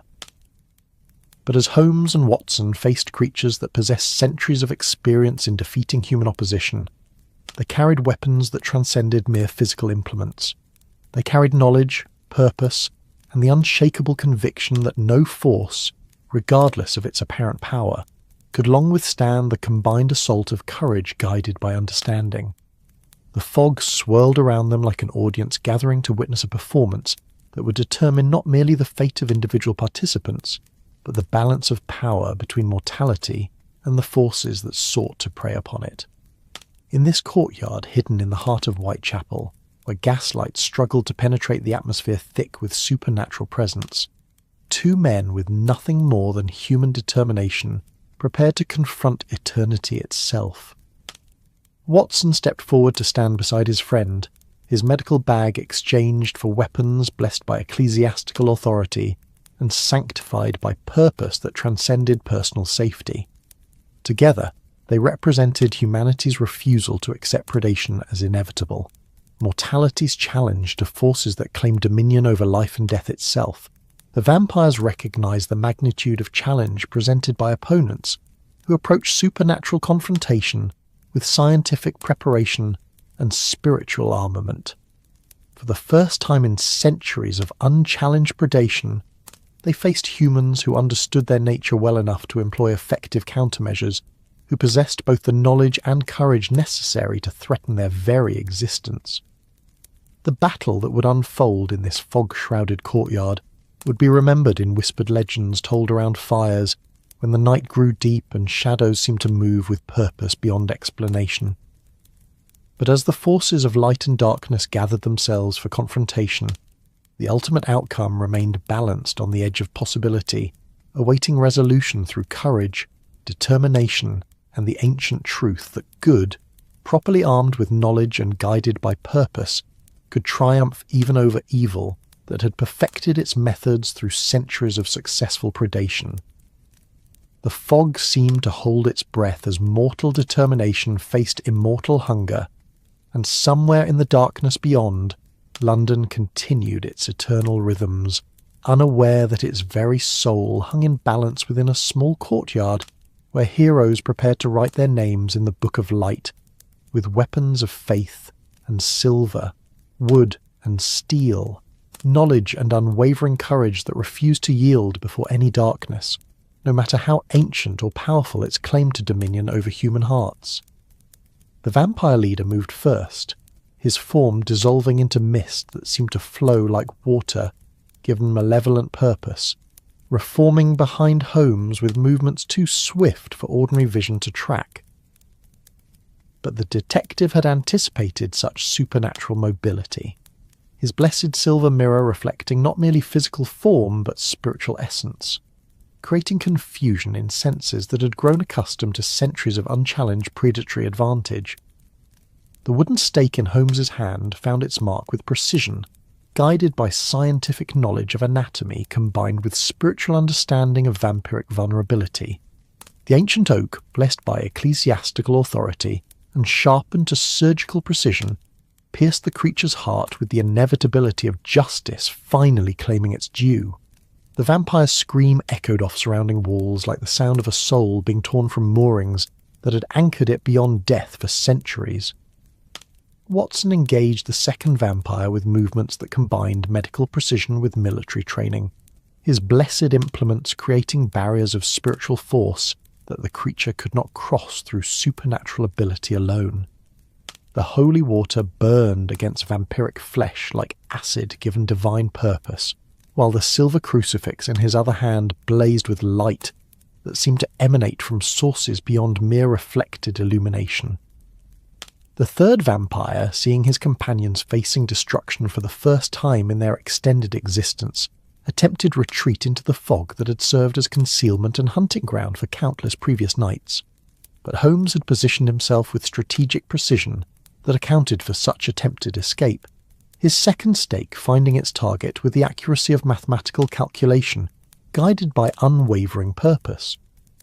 As the supernatural predators crumbled into dust that was carried away by winds suddenly cleansed of malevolent presence, the rescued victim began to regain consciousness with the gradual return of natural colour to her features.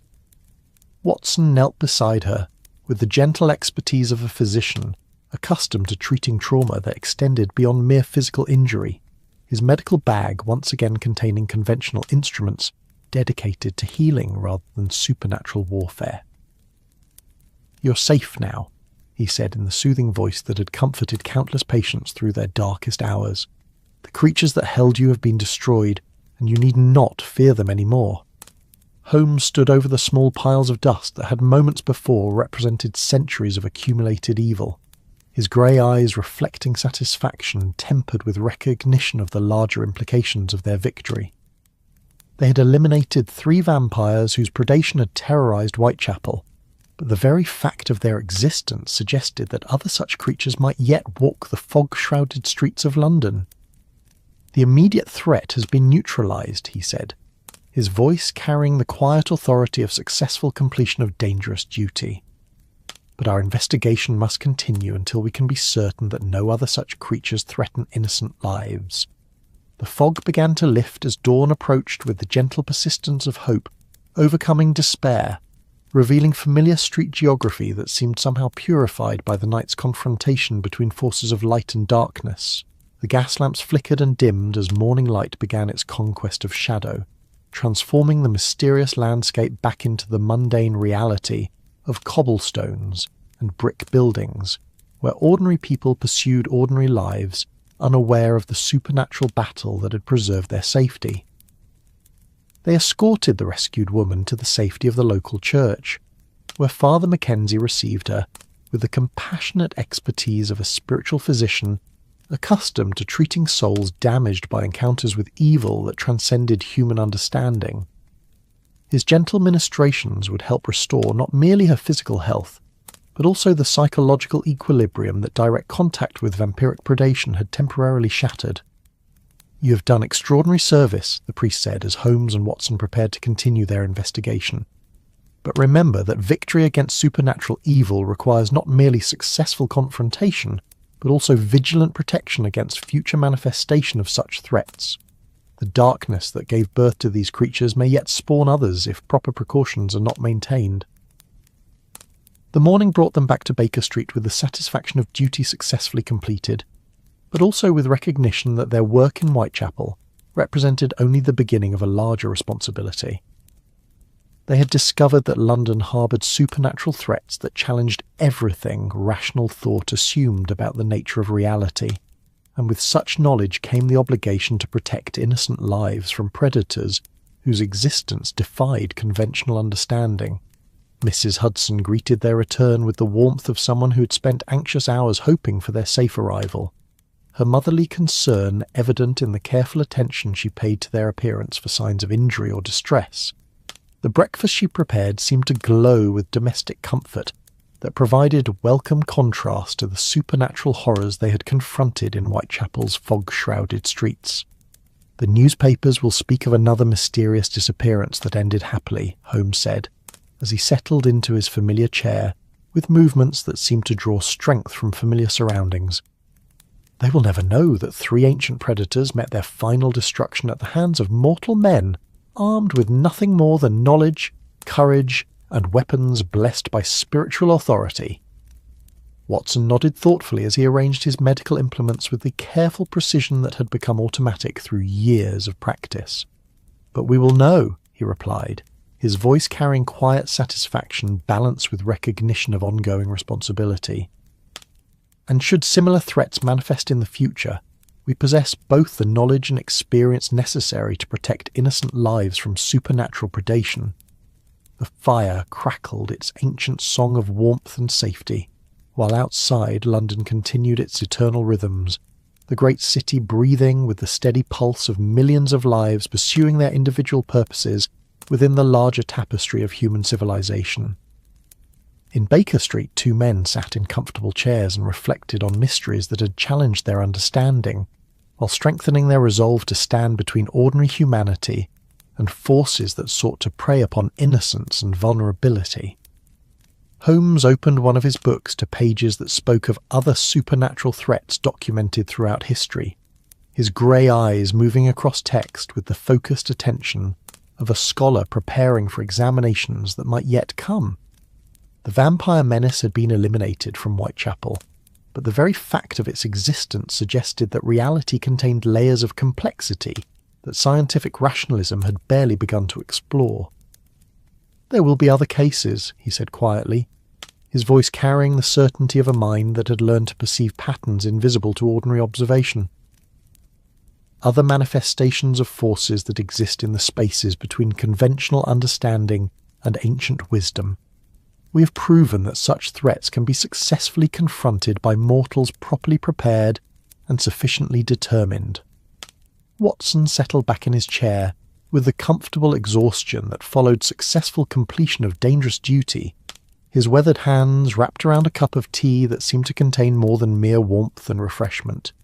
He had witnessed phenomena that challenged every assumption he had held about the nature of life, death, and consciousness.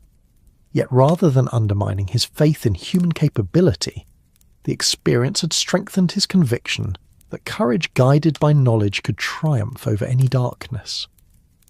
"The people of Whitechapel sleep safely tonight," he said, his voice carrying the deep satisfaction that came from medical service successfully rendered.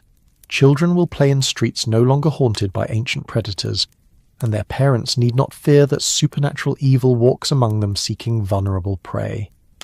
The afternoon brought visitors seeking Holmes's assistance with mysteries that seemed mundane compared to vampiric predation, yet the detective received each client with the same careful attention he had always devoted to human problems, regardless of their apparent complexity. A wealthy merchant sought help recovering stolen goods. A concerned mother wanted her missing son located. An elderly gentleman required assistance proving his rightful inheritance. The familiar rhythm of ordinary crime and human difficulty that comprised the normal fabric of detective work. But even as Holmes applied his legendary powers of deduction to these conventional cases, his mind remained partially focused on the larger implications of what they had discovered in Whitechapel. The existence of vampires in modern London suggested that reality possessed dimensions that academic study preferred to ignore, spaces where ancient knowledge retained practical relevance despite centuries of scientific progress that had supposedly rendered such concerns obsolete. Watson spent his afternoon updating his medical records with observations that would never find their way into official journals or medical texts. The physiological effects of vampiric predation, the spiritual trauma inflicted by supernatural assault, the healing properties of blessed water and consecrated implements, all represented knowledge that existed at the intersection of medicine and metaphysics, science and faith. His careful documentation would serve as a reference material for future encounters with forces that challenged conventional understanding of human physiology and psychology. As evening approached with its familiar ritual of gas lamps being lit throughout London's sprawling neighbourhoods, Holmes and Watson found themselves drawn back to their windows overlooking Baker Street. The fog was beginning to gather again, but tonight it seemed somehow gentler, lacking the malevolent quality that had characterised the atmospheric conditions during their supernatural investigations. The very air seemed cleaner, as if the elimination of vampiric presence had purified London's evening mists. "I find myself contemplating the nature of evil," Holmes said, his voice carrying the reflective tone that marked his deepest philosophical considerations. "We have witnessed creatures that retained human intelligence while being transformed into something that preyed upon humanity with methodical precision. Yet in their destruction, they revealed themselves to be ultimately vulnerable to human determination guided by ancient wisdom." Watson nodded thoughtfully, his medical training providing perspective on the broader implications of their recent experiences. The transformation they had undergone, he observed, represented a perversion of natural processes, death without true ending, consciousness without moral constraint, intelligence without compassion. In essence, they have become the antithesis of everything that makes humanity worthy of preservation. The detective rose from his chair and moved to his desk, where he began arranging the various implements and substances that had proven effective against supernatural predation. The wooden stakes carved from consecrated oak, the silver mirror that reflected spiritual essence, the vials of holy water blessed by ecclesiastical authority, each item represented humanity's age-old struggle against forces that sought to corrupt or destroy the fundamental values that distinguish civilization from chaos. "Yet what strikes me most profoundly," Holmes continued, "is the degree to which traditional knowledge proved superior to modern methodology in confronting such threats. Our scientific instruments were useless against creatures that existed outside natural law, while implements blessed by religious authority provided the precise tools necessary for effective intervention." As the evening deepened and London settled into its familiar rhythms of nightlife, Holmes and Watson received an unexpected visitor. Inspector Lestrade arrived at Baker Street with the slightly uncomfortable bearing of a man who had come to discuss matters that challenged his professional understanding of crime and investigation. His weathered face bore evidence of sleepless nights spent trying to comprehend events that defied conventional police methodology. "Gentlemen," Lestrade said as he settled into the chair that Holmes offered, "I've come to discuss the rather extraordinary reports emerging from Whitechapel. It appears that the series of mysterious deaths has suddenly ceased, and witnesses speak of supernatural encounters involving figures who match your descriptions perfectly." Holmes exchanged a meaningful glance with Watson, recognizing that their activities had not gone entirely unnoticed by official authorities. The inspector's presence represented both validation of their success and potential complications regarding the documentation of events that most rational minds would dismiss as fantasy or delusion. "Inspector," Holmes replied carefully, "I believe you'll find that the immediate threat to Whitechapel's residents has been eliminated through methods that combined conventional investigation with unconventional intervention. The perpetrators have been permanently neutralized, and no further such crimes should occur in that particular pattern." Lestrade's expression grew thoughtful as he processed the implications of Holmes's words. His years of police work had taught him to recognize when reliable sources spoke with the authority of direct experience, even when the subject matter challenged everything he thought he understood about criminal investigation. "The thing is," Lestrade continued, "we've had reports from reliable witnesses describing events that sound more like something from a Gothic novel than actual police business. Figures dissolving into mist, confrontations involving religious artifacts, piles of dust where perpetrators should have been, the sort of thing that would normally be dismissed as the ravings of gin-soaked imaginations." Watson leaned forward in his chair, bringing his medical expertise to bear on the inspector's obvious distress. "What you're describing," he said gently, "represents the collision between rational expectation and irrational reality. When confronted with phenomena that exist outside normal parameters, even reliable witnesses struggle to provide credible accounts of their experiences." The inspector nodded slowly, his expression reflecting the particular fatigue that came from trying to reconcile impossible evidence with professional responsibility. "The difficulty," he said, "lies in writing reports that acknowledge the successful resolution of the case, while avoiding details that would result in my immediate suspension from the force for mental instability." Holmes smiled with the warm understanding that had made him a trusted confidant to everyone from street criminals to government officials. "Perhaps," he suggested, "your reports might focus on the elimination of the threat through the diligent investigation and decisive action of consulting detectives working in cooperation with local religious authorities. The specific methodologies employed need not be detailed beyond noting their effectiveness in achieving the desired outcome." As the evening wore on, the three men discussed the broader implications of their recent discoveries regarding supernatural threats operating within London's complex urban environment. Each brought his own perspective to the conversation, Holmes with his analytical approach to mystery and deduction, Watson with his medical understanding of human psychology and physiology, Lestrade with his practical knowledge of law enforcement in a city where conventional crime already challenged every available resource. "What concerns me most," Lestrade admitted, "is the possibility that other such threats may exist undetected throughout London.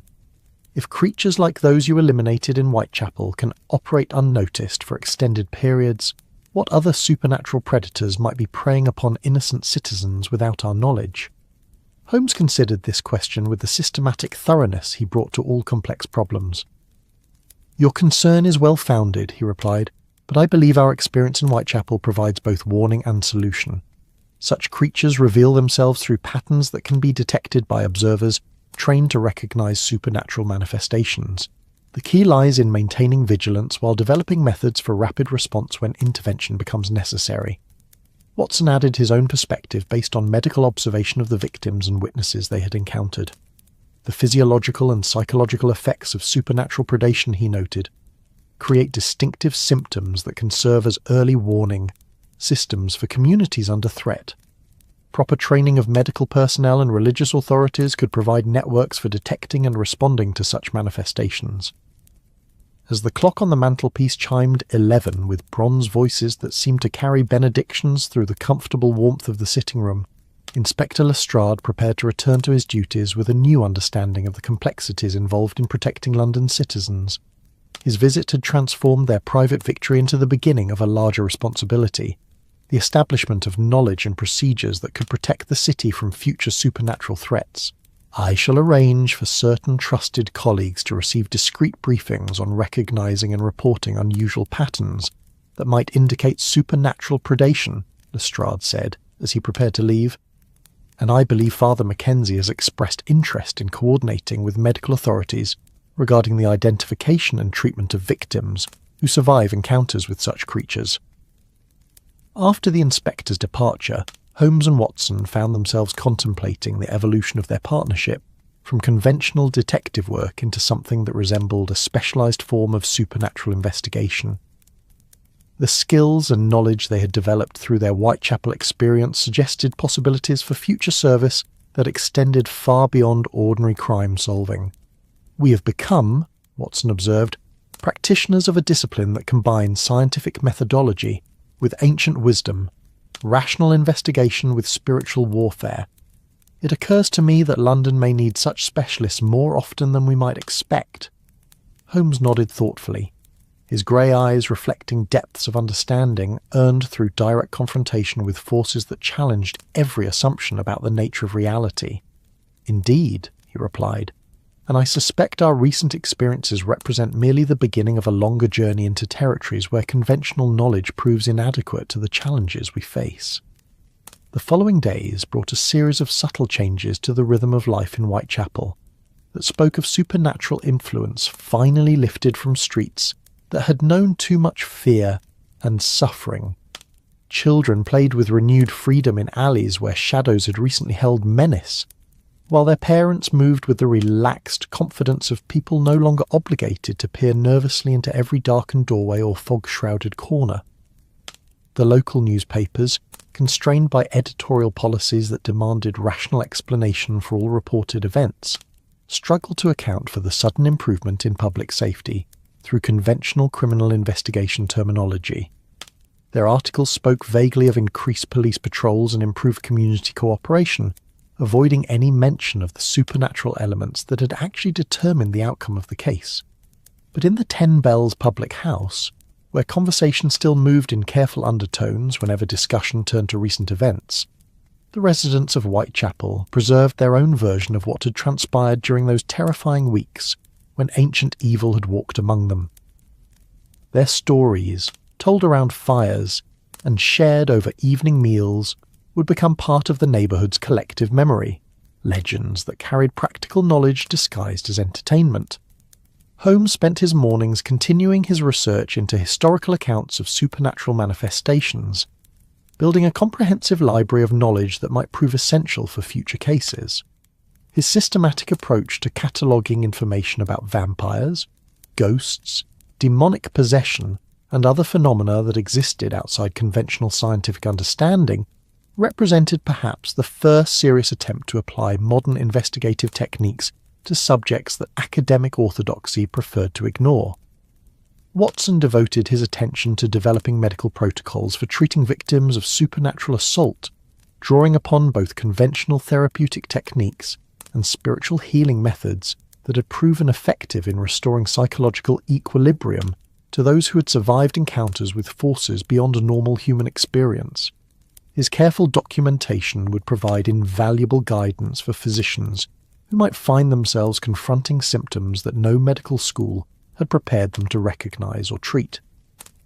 As autumn deepened and London settled into the comfortable rhythms of shorter days and longer evenings, Holmes and Watson received their first request for assistance with a case that appeared to involve supernatural elements. A country gentleman wrote from his estate in Yorkshire, describing phenomena that included strange sounds in the night, objects moving without apparent cause, and family members experiencing dreams that seemed more like visitations from deceased relatives than ordinary sleeping visions. "It appears," Holmes said as he finished reading the letter aloud, "that word of our specialised capabilities has begun to circulate among those who find themselves confronting mysteries that conventional authorities cannot address. We are being invited to investigate what the writer describes as a haunting of most persistent and troubling nature." Watson felt the familiar stirring of excitement that came with the prospect of new challenges requiring the unique combination of skills they had developed through their Whitechapel experience.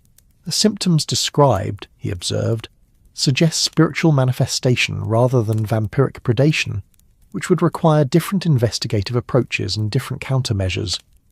We are being offered opportunity to expand our understanding of supernatural phenomena beyond the specific case of blood-drinking creatures. They spent the evening planning their Yorkshire investigation, with the same meticulous attention to detail that had characterised their preparation for confronting the Whitechapel vampires. But this time their planning included considerations of portable equipment for detecting and measuring paranormal activity, procedures for communicating with spiritual entities that might retain consciousness after death, and methods for distinguishing between genuine supernatural manifestation and psychological phenomena that might produce similar symptoms. "We are establishing," Holmes remarked, "the foundations of a new scientific discipline, one that applies rational methodology to subjects that have traditionally been relegated to the realm of superstition and folklore. Our work represents the beginning of systematic investigation into phenomena that exist at the intersection of natural and supernatural law." As they prepared for bed that night, Holmes and Watson reflected on the extraordinary transformation their partnership had undergone during the week since Inspector Lestrade's first letter about the mysterious deaths in Whitechapel. They had evolved from conventional consulting detectives into something unprecedented, investigators equipped to confront forces that challenge the fundamental assumptions underlying modern rational thought. "Whatever awaits us in Yorkshire," Watson said as he prepared his travelling medical kit with implements both conventional and consecrated, "we approach it with knowledge earned through successful confrontation with supernatural evil. We have proven that human determination, properly guided by ancient wisdom and armed with appropriate tools, can triumph over forces that seem beyond mortal capability to challenge." Holmes nodded thoughtfully, his tall frame silhouetted against the window, where autumn rain created percussion against glass that seemed to echo with promise of adventures yet to come. "Indeed," he replied, "and more importantly, we have demonstrated that the age of reason need not exclude consideration of realities that reason alone cannot fully comprehend. There is room in our scientific worldview for mysteries that require both intellectual analysis and spiritual understanding." The fire settled into glowing embers that pulsed like a heartbeat in the familiar warmth of their sitting room, while outside London breathed its eternal rhythms, and somewhere in the darkness, other mysteries waited for the attention of men who had learned to navigate the spaces between conventional understanding and ancient wisdom. In Baker Street, two friends prepared for sleep with the satisfaction of duty successfully completed and the anticipation of challenges yet to come. The morning would bring new cases, new mysteries, and new opportunities to serve as guardians at the threshold between the world of rational explanation and the realm where legends walked, with purposes both terrible and wonderful. They had become something unique in the annals of criminal investigation, detectives equipped to pursue truth wherever it might lead, regardless of whether that truth conformed to the comfortable boundaries of conventional thought, or demanded recognition of realities that challenged everything modern civilization assumed about the nature of existence itself. As London settled into the deep rhythms of night, Holmes and Watson rested in the knowledge that they had found their true calling, not merely as solvers of mysteries, but as protectors of innocent lives against forces that predated human memory and would continue to challenge human understanding long after their own names had passed into legend. They had written their story in the eternal struggle between light and darkness, and in doing so had ensured that others would follow in their footsteps when darkness threatened to overwhelm the light. In Whitechapel, children slept safely in beds no longer haunted by ancient terrors, while their parents dreamed dreams unmarked by the fear that had once stalked their streets like hungry shadows seeking vulnerable prey. The victory was complete, the mystery solved, the threat eliminated, but more importantly, the knowledge gained through their experience would serve as both a weapon and shield in future confrontations with forces that sought to prey upon humanity's capacity for hope, love, and the innocent trust that made civilization possible. The fog drifted gently through London's sleeping streets, carrying with it the sense of coal smoke and human habitation that marked one of the world's greatest cities as it settled into peaceful rest. Somewhere in that vast urban landscape, two men who had faced eternity and emerged victorious prepared to dream.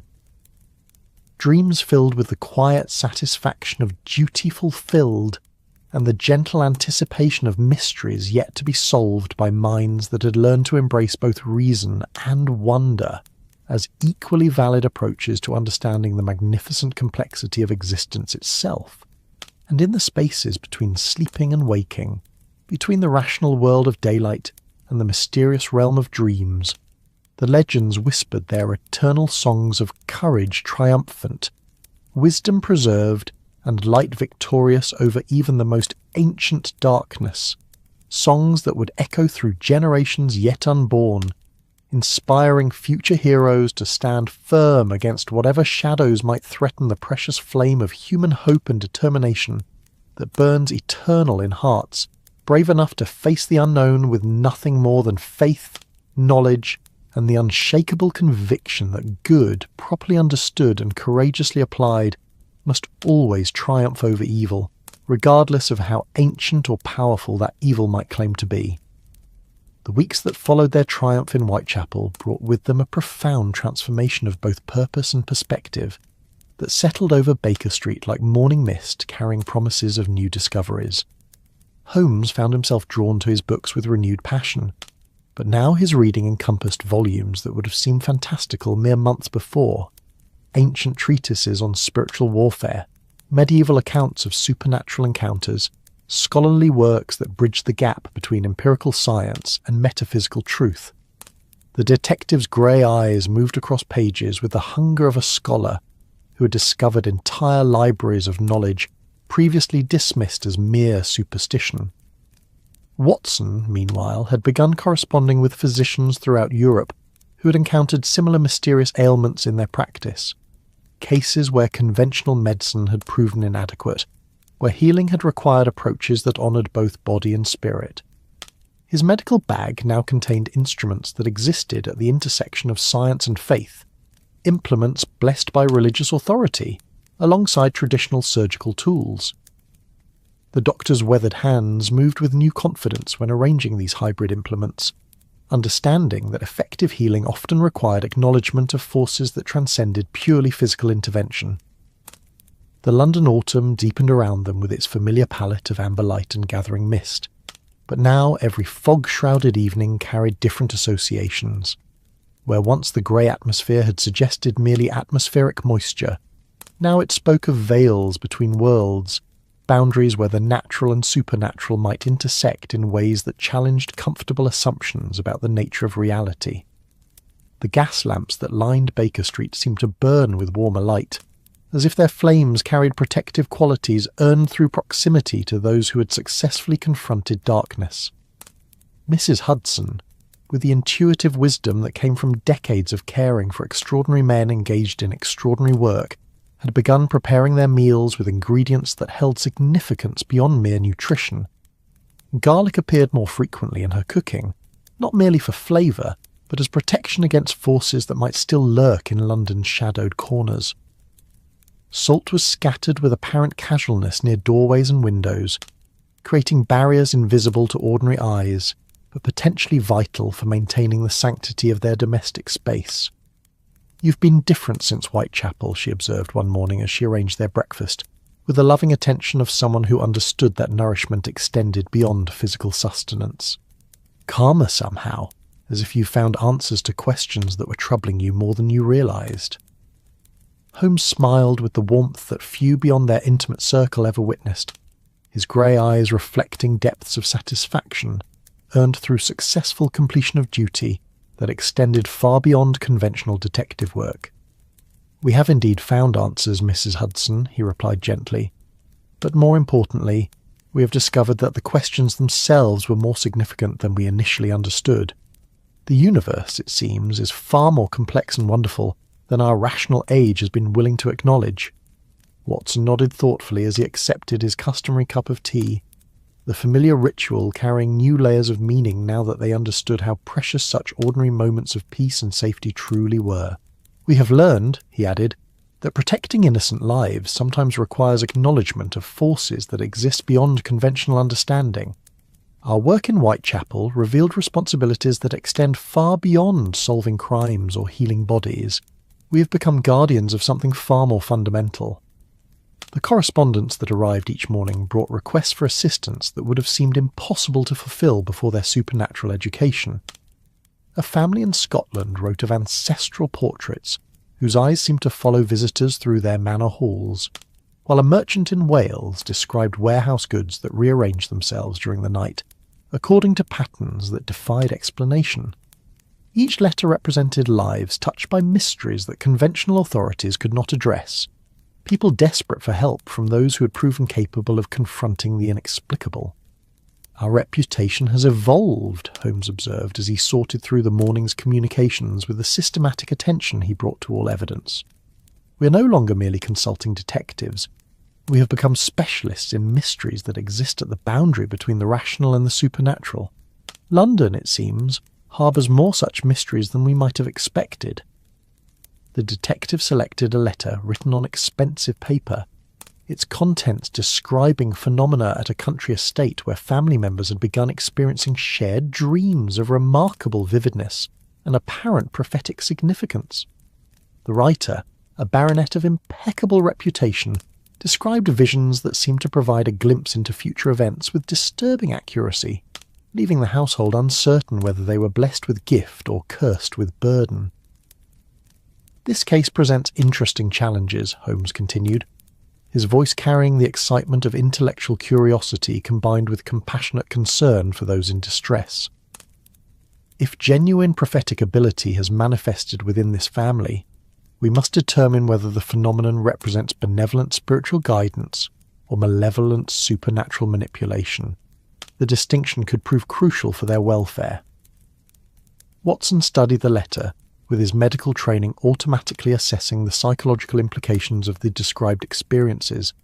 Shared prophetic dreams suggest either remarkable coincidence, collective psychological phenomenon, or genuine supernatural manifestation, he observed. Our task will be distinguishing between these possibilities, while ensuring that our investigation does not cause additional distress to people already struggling with inexplicable experiences. They spent the morning planning their investigation with the meticulous attention to detail that had characterized their supernatural work. But now their preparations included considerations that extended far beyond conventional detective methodology. Holmes consulted volumes on prophetic manifestation and spiritual guidance, while Watson reviewed medical literature on collective psychological phenomena and the physiological effects of precognitive experiences. We shall need to approach this case with particular sensitivity, Holmes noted as he selected instruments for measuring electromagnetic disturbances that might accompany genuine supernatural activity. Unlike our Whitechapel adversaries, these phenomena may represent benevolent forces attempting to provide guidance or warning. Our role will be interpreter rather than combatant, facilitator rather than destroyer. The journey to the country estate carried them through landscapes that seemed painted with autumn's most gentle brush. Rolling hills covered in forests of gold and crimson, streams that caught afternoon sunlight and scattered it like diamonds. Villages where smoke rose from chimneys in perfectly vertical columns that spoke of peace and domestic tranquility. The very air seemed different here, cleaner somehow, as if distance from London's industrial atmosphere had purified not merely oxygen, but the spiritual environment itself. Thornfield Manor stood against the evening sky like something from a Gothic romance, its ancient stones seeming to hold centuries of accumulated wisdom and mystery. But there was nothing sinister in its atmosphere. Rather, the building seemed to pulse with benevolent energy, as if generations of loving families had imbued the very architecture with protective warmth. Gas lamps glowed in windows with light that suggested comfort rather than concealment, while gardens surrounding the manor showed evidence of careful tending that spoke of lives lived in harmony with natural rhythms. Sir Reginald Thornfield received them in a library that rivalled Holmes's own collection, its walls lined with volumes that represented humanity's long quest for understanding across every conceivable field of knowledge.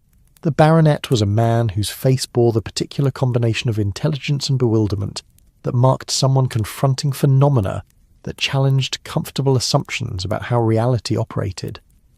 His family, wife and 2 young adult children, showed similar expressions of curiosity mixed with concern. "Gentlemen," Sir Reginald began, his voice carrying the cultured accent of someone accustomed to reasoned discourse, "I hardly know how to describe what we have been experiencing. It began 3 months ago with dreams of unusual vividness, but they have evolved into something that challenges everything we thought we understood about the nature of sleep and consciousness." Lady Thornfield, a woman whose elegant bearing suggested both strength and sensitivity, added her own perspective to the account. "The dreams are shared," she explained, her voice carrying wonder tinged with uncertainty. "We find ourselves experiencing identical visions that provide a glimpse into events that subsequently occur exactly as we witnessed them during sleep. It is as if some benevolent force has chosen to grant us sight beyond normal perception." Their daughter, Miss Eleanor Thornfield, possessed the particular combination of beauty and intelligence that marked young women who had been raised to think for themselves while maintaining appropriate social graces. "The most disturbing aspect," she observed thoughtfully, "is our growing sense that these visions carry responsibility. If we can perceive future events, do we not bear the obligation to act upon such knowledge? But how does one explain the source of information that cannot be rationally documented?" Holmes listened with the focused attention he brought to all testimony, recognizing that these people were describing experiences that existed at the very edge of human understanding. Their obvious sincerity, combined with their evident intelligence and social standing, suggested that whatever they were experiencing transcended mere imagination or psychological delusion. "These shared visions," Holmes inquired carefully, "do they occur during natural sleep, or are they induced through particular circumstances or rituals?" The family exchanged glances that spoke of shared experience too profound for easy explanation. Young Master James Thornfield, whose bearing suggested the serious-minded nature that often marked eldest sons of responsible families, answered with the precision of someone who had given considerable thought to the question. "They occur spontaneously during ordinary sleep," he replied, "but they seem most vivid when we retire to rest with minds focused on particular concerns or questions. It is as if the act of seeking guidance somehow opens channels of communication that normally remain closed to conscious awareness." Watson brought his medical training to bear on the phenomenon, recognizing elements that suggested both psychological and potentially supernatural components. "The physiological effects of these experiences," he observed, "do they resemble ordinary dreaming, or do they carry different characteristics? Unusual fatigue, heightened awareness, physical sensations that persist after awakening." Lady Thornfield's expression grew thoughtful as she considered the doctor's question. "The dreams leave us remarkably refreshed rather than fatigued," she replied, "as if sleep has provided not merely rest but genuine spiritual nourishment. We wake with clarity of mind and sense of purpose that ordinary dreams never provide. The visions themselves feel more vivid than waking experience. Colours more intense, sounds more clear, emotional resonance deeper than anything we encounter during ordinary consciousness." Holmes spent the evening examining the manor for signs of supernatural influence, but what he discovered differed markedly from the malevolent presence they had confronted in Whitechapel. Here, the very atmosphere seemed charged with benevolent energy, as if the building itself had become a conduit for forces dedicated to protecting and guiding rather than preying upon human welfare. His instruments detected electromagnetic disturbances, but they carried harmonic patterns that suggested order rather than chaos, purpose rather than malevolence. "This is remarkable," he murmured, as he studied readings that defied conventional scientific explanation, while suggesting phenomena of extraordinary significance. "The supernatural forces present here appear to be operating according to principles of guidance and protection rather than predation. We are witnessing manifestation of benevolent spiritual activity, something far rarer and more precious than the malevolent entities we encountered in London. That night, as guests in rooms prepared with the gracious hospitality that marked truly civilized households, Holmes and Watson found themselves experiencing the shared visions that had so profoundly affected the Thornfield family. The dreams came with clarity that transcended ordinary sleeping consciousness, carrying them into realms where time seemed fluid and perception extended far beyond normal sensory limitations. They witnessed scenes of future possibilities, some joyful, others troubling, that seemed designed to provide guidance for decisions yet to be made. The visions carried emotional resonance that suggested deep compassion for human welfare, as if some benevolent intelligence was offering assistance to mortals struggling with the complexities of existence in an uncertain world. Watson woke with a strange sensation of having received not merely information but genuine spiritual nourishment, his consciousness refreshed in ways that ordinary sleep never provided. Beside him, Holmes was already awake, his grey eyes reflecting depths of wonder that marked encounters with phenomena that expanded rather than challenged comfortable understanding of reality.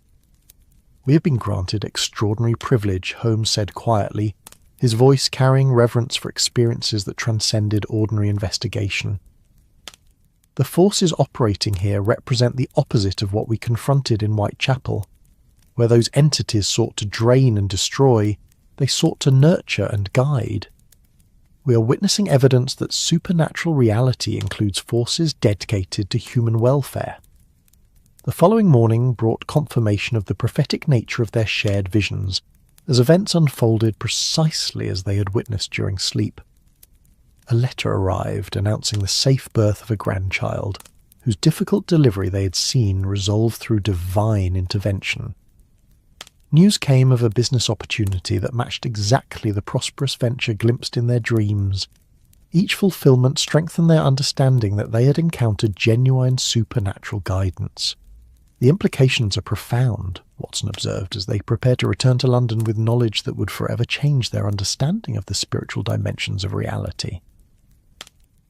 If benevolent supernatural forces actively seek to assist human welfare, then our work in Whitechapel represents only one aspect of a far larger reality. We must expand our understanding to encompass not merely supernatural threats, but supernatural blessings. Holmes nodded thoughtfully as their carriage carried them back toward London through landscapes that now seemed charged with infinite possibility. "We have become students of mysteries that encompass the full spectrum of supernatural manifestation," he agreed. "Our calling extends beyond merely protecting innocence from predation. We must learn to recognize and facilitate benevolent spiritual guidance when it manifests in human lives." The return to Baker Street brought them back to familiar surroundings that now seemed somehow smaller, as if their expanded understanding of reality's true dimensions made their domestic space feel constrained by comparison to the infinite possibilities they had glimpsed. Yet the comfort of home remained profound, offering anchor points of stability in a universe far more complex and wonderful than rational thought had previously dared acknowledge. "We have become pioneers," Holmes reflected as he settled into his familiar chair, with movements that carried new appreciation for simple pleasures earned through confrontation with forces both terrible and wonderful. "Our investigations are establishing precedents for understanding supernatural reality that future scholars will build upon. We are writing the first chapters of a new science that honours both reason and revelation." Watson arranged his medical implements with hands that now moved with confidence earned through successful intervention, in matters that transcended purely physical healing. "More importantly," he replied, "we have proven that human beings, properly prepared and courageously determined, can engage constructively with supernatural forces regardless of whether they manifest as threats or blessings. We have become bridges between the rational and the spiritual, between scientific understanding and ancient wisdom." The fire crackled its eternal song of warmth and safety, while outside London settled into evening rhythms that now carried associations with infinite mystery and boundless possibility. In Baker Street, two men who had faced both supernatural evil and supernatural good reflected on responsibilities that extended far beyond conventional detective work into realms where courage and wisdom could serve as instruments of divine purpose in a universe far more wonderful than they had ever dared imagine. That's our tale tonight, dear listener. Where are you drifting off from? Paris beneath a silver moon, Buenos Aires in the hush before dawn, or Kyoto wrapped in midnight mist? If this story soothed your soul, like the episode, subscribe for more whispered journeys. Keep your thoughts gentle, your heart warm, and your dreams wide open. Until next time, sleep well wherever in the world you may be. The autumn of 1891 settled over London like a velvet cloak, heavy with the promise of winter's approach. Gas lamps flickered through the evening fog, casting golden pools of light that seemed to float suspended in the thick grey air. The cobblestones gleamed wet beneath the gentle mist, reflecting the warm glow of windows where families gathered around hearth fires, their voices a distant murmur that blended with the soft clip-clop of horse hooves on stone. In the cosy confines of 221B Baker Street, the familiar crackle of burning coal filled the sitting room with comfortable warmth. The wallpaper, faded to a gentle cream with delicate floral patterns, seemed to breathe in the firelight, and the heavy velvet curtains hung like sentinels against the autumn chill. Dr. John Watson sat in his well-worn leather chair, the rich brown material smoothed by years of evening contemplation, reading the evening paper by the steady light of an oil lamp. The smell of pipe tobacco lingered in the air, sweet and woody, mingling with the faint aroma of Mrs. Hudson's evening tea service. Sherlock Holmes stood silhouetted against the tall window, his lean figure draped in his familiar dressing gown of deep burgundy silk. His angular profile was etched against the soft glow of the street lamps below, and his grey eyes, usually so sharp and calculating, held a distant quality as he watched the fog roll through the London streets like slow-moving water. His long fingers drummed a gentle rhythm against the windowsill, a habit Watson had come to associate with his friend's quieter moments of reflection. The detective had been unusually contemplative these past few days, turning down several cases that would normally have captured his interest. There was something in the air, Watson thought, something that seemed to call to Holmes like a distant melody just beyond the reach of hearing. The city felt different somehow, charged with an energy that made the very walls of their sitting room seem to pulse with anticipation. A soft knock at the door broke the evening's tranquil spell. Mrs. Hudson's gentle voice called up the stairs, carrying with it the warmth of familiarity and the promise of something new. "Mr. Holmes, Dr. Watson, there's a gentleman here to see you. Says it's rather urgent, though he seems quite the respectable sort." Holmes turned from the window, his grey eyes catching the firelight with renewed interest. There was something in his expression that Watson recognised, the subtle shift from contemplation to curiosity, like a cat who had heard the faintest rustle of movement in the walls. "Show him up, Mrs. Hudson, if you would be so kind." The footsteps on the stairs were measured and deliberate, the sound of expensive leather against worn wood. When the door opened, it revealed a man of perhaps 60 years, his silver hair carefully combed beneath a fine bowler hat, and his dark wool coat speaking of quality and careful attention to detail. His face was weathered by country air, with a kind of deep lines that came from years of squinting against wind and sun. But his blue eyes held a kindness that immediately put Watson at ease. "Gentlemen," the visitor said, his voice carrying the refined accent of the English countryside, "I am Lord Edmund Ashworth of Blackwood Manor. I come to you in a matter of some delicacy." Holmes gestured to the chair opposite Watson's, and Lord Ashworth settled himself with the careful movements of a man who had known better days. His hands, Watson noticed, showed the slight tremor of age and anxiety, and there was something in his manner that spoke of sleepless nights and worries that went beyond the ordinary concerns of estate management. "Please, Lord Ashworth," Holmes said, settling into his own chair with fluid grace. "Take your time, Watson. Perhaps some brandy for our guest." As Watson poured 3 glasses of amber liquid from the crystal decanter on the sideboard, Lord Ashworth seemed to gather his thoughts. The firelight played across his face, highlighting the deep concern etched in his features. When he spoke, his voice carried the weight of genuine fear. "It concerns my gamekeeper, Mr. Thomas Whitmore. A good man, Mr. Holmes, devoted to his work and respected by all who knew him. 3 days ago he was found dead in Blackwood Forest on the edge of my estate in Yorkshire. The local constabulary.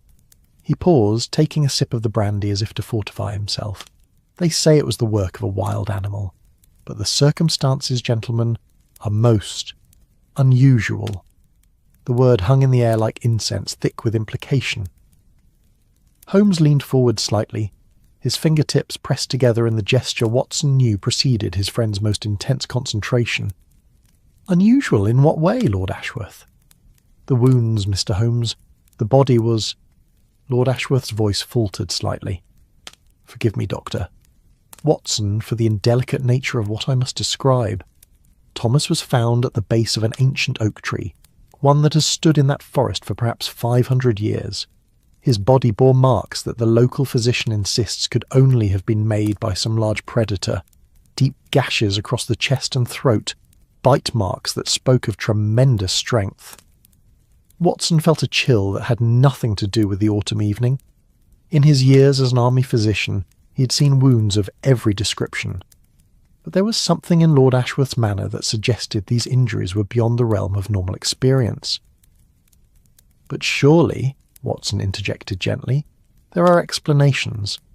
A wolf, perhaps, or even a large dog gone feral? Lord Ashworth shook his head slowly, his silver hair catching the firelight. That was my first thought, Doctor. But wolves have been extinct in England for over 2 centuries, and the marks, they were too large, too purposeful. The local physician, a man of science like yourself, was quite disturbed by what he observed. He spoke of claws that would dwarf those of any natural creature in these isles. Holmes was silent for a long moment, his grey eyes focused on the dancing flames in the fireplace. When he spoke, his voice carried that particular quality Watson recognised as his friend's analytical mind engaging fully with a puzzle. Tell me about the discovery of the body, Lord Ashworth. Who found him, and under what circumstances? A group of local villagers searching when Thomas failed to return home for his evening meal. They found him just as the sun was setting, casting long shadows through the forest. But here, Mr. Holmes, is where the matter becomes truly strange. Lord Ashworth leaned forward, his voice dropping to almost a whisper. The tree beneath which Thomas was found. It bears claw marks, gouged deep into the ancient bark, stretching nearly 10 feet up the trunk, and around the body, in the soft earth, were prints. Animal tracks? Watson asked. At first glance, yes, but... Lord Ashworth's hands trembled slightly as he set down his brandy glass. They began as the paws of some great beast, but as they approached the tree, as they came near to where Thomas lay, they seemed to change, to become something else entirely. The fire crackled softly in the silence that followed, and outside the fog pressed against the windows like curious fingers. Holmes rose from his chair and moved to the mantelpiece, his tall frame elegant even in the simple motion. His reflection in the mirror above the fireplace showed a face alive with interest, the kind of expression that preceded his most memorable investigations. Lord Ashworth, Holmes said finally, turning back to face their visitor, you mentioned that the local authorities attribute this to a wild animal, yet you have travelled all the way to London to consult with me. What is it that you suspect, but dare not say? The older man's face grew pale in the firelight, and when he spoke his voice carried the weight of generations of country wisdom and superstition. The villagers, Mr. Holmes, they whisper of old legends, stories that have been passed down through centuries, tales of creatures that walk the boundary between man and beast. They say that Blackwood Forest has always been a place of unusual happenings, and now, with Thomas dead in such a manner, on the night of the new moon. You speak of werewolves, Holmes said, his tone matter-of-fact as if discussing the weather. Lord Ashworth nodded slowly. I am a man of education, Mr. Holmes. I studied at Cambridge. I have travelled the continent. I consider myself rational and modern in my thinking. But I have lived on that land for 60 years, and my family has held it for 3 centuries. There are things in those woods, ancient things, that do not yield easily to rational explanation. Watson felt the hair on the back of his neck rise slightly. In his medical training, he had been taught to approach all phenomena with scientific skepticism, but his years with Holmes had shown him that the world contained mysteries that defied conventional understanding. "What do you wish us to do, Lord Ashworth? Come to Yorkshire, gentlemen. Examine the scene for yourselves. If there is a rational explanation, I am certain that Mr. Holmes will discover it. And if—" he paused, meeting Holmes's steady gaze, "if there is something more than mere rationality at work, then perhaps your unique experience with the unusual and the inexplicable will shed light where conventional investigation has failed." Holmes was quiet for several moments, his grey eyes reflecting the firelight as he considered. Outside, the fog had thickened, muffling the sounds of the city until their sitting room felt like a ship adrift in a sea of grey silence. When he spoke, his voice carried the quiet authority that Watson had learned to trust completely. "We shall accompany you to Yorkshire, Lord Ashworth. I confess myself intrigued by your description of these transforming footprints. Such physical evidence, if it exists as you describe, would indeed be worthy of investigation. Watson, I trust you can arrange for our absence from London?" Watson nodded, already mentally preparing for another of their journeys into the unknown. "Of course, Holmes. When do we depart?" "Tomorrow morning, if that suits Lord Ashworth. I find that mysteries have a way of growing more complex with time, and this particular puzzle seems to demand immediate attention." Lord Ashworth's relief was palpable, his shoulders relaxing for the first time since he had entered their sitting room. "I cannot express my gratitude, gentlemen. I have taken the liberty of arranging accommodations at the local inn, and my carriage will be at your disposal for examining the scene." As their visitor prepared to take his leave, Holmes moved once again to the window, gazing out into the fog-shrouded street below. The gas lamps flickered like distant stars in the thick grey air, and somewhere in the distance a church bell tolled the hour with deep resonant tones that seemed to vibrate through the very walls of their building. "Watson," Holmes said quietly, after Lord Ashworth had departed with promises to meet them at King's Cross Station the following morning, "what do you make of our visitor's tale?" Watson joined his friend at the window, looking out into the mysterious London night. The fog swirled and eddied around the street lamps, creating patterns that seemed almost alive, almost purposeful. "It sounds like the stuff of Gothic novels, Holmes, but Lord Ashworth struck me as a sensible man, not given to flights of fancy." "Indeed, and therein lies the intrigue." Holmes turned from the window, his expression thoughtful.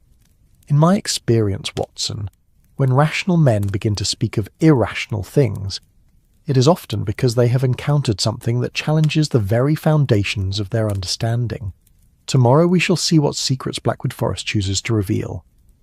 The night settled around them like a comfortable blanket, the fire burning low in the grate and the fog pressing gently against their windows.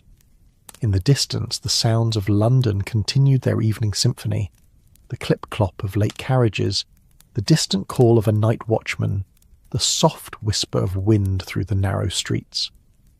Neither man could have known, as they prepared for sleep that night, that their journey to Yorkshire would challenge not only their understanding of the natural world, but their very conception of the boundary between civilization and the wild, ancient forces that still move through the forgotten places of England. The morning of their departure dawned grey and soft, with the kind of gentle light that filtered through London's perpetual veil of mist and smoke. The streets were already alive with the early stirrings of commerce, milk carts rattling over cobblestones, chimney sweeps calling their services, and the distant whistle of the first trains of the day preparing for their journeys to the far reaches of the Empire. At King's Cross Station, the great iron and glass cathedral of Victorian engineering hummed with purposeful activity. Steam rose in great white plumes from the locomotives, mingling with the voices of travellers and the sharp blast of whistles that marked arrivals and departures. The smell of coal smoke and hot metal filled the air, overlaid with the more domestic sense of morning tea and fresh bread from the station vendors. Lord Ashworth was waiting for them near the platform for the Yorkshire Express, his tall frame recognisable even in the crowd. He had exchanged his fine London attire for the more practical clothing of a country gentleman, heavy wool coat, sturdy boots, and a travelling cap that spoke of many journeys through wind and weather. His face, in the grey morning light, showed the strain of the past few days, but his greeting was warm with genuine relief at their arrival. "Mr. Holmes, Dr. Watson, punctual as always. Our train departs in 10 minutes, and I've taken the liberty of securing a private compartment for our journey. The trip to Whitby takes approximately 4 hours, and from there it's a short carriage ride to Blackwood Village." The compartment was furnished in the rich burgundy velvet and polished wood that marked the first-class accommodations of the railway.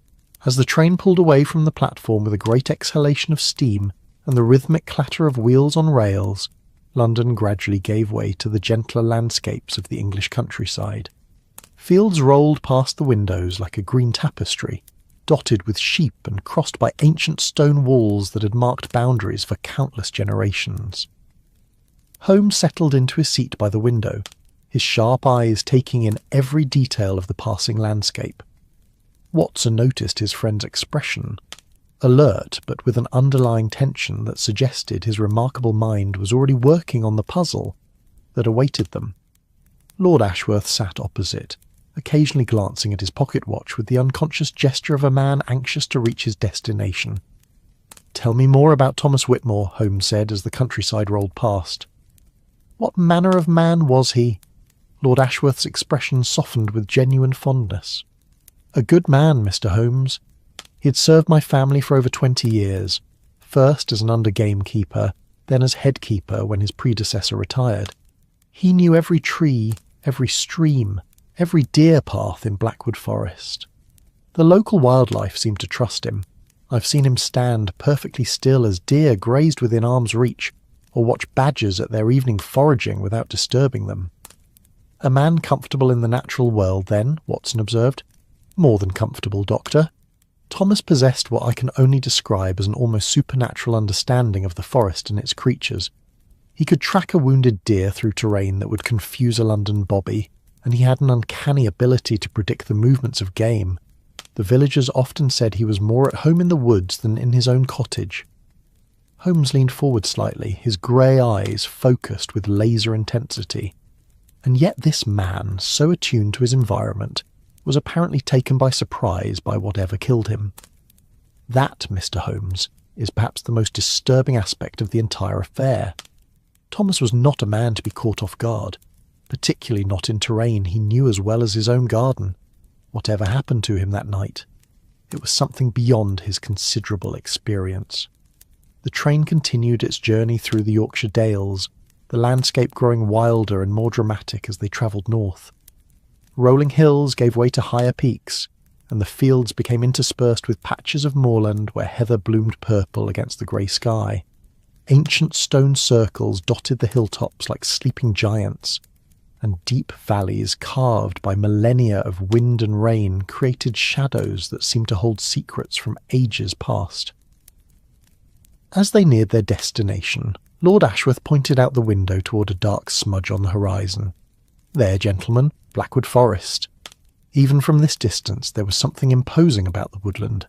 It spread across the landscape like a great green-black stain, its boundaries irregular and wild, unlike the neat managed forests that dotted much of the English countryside.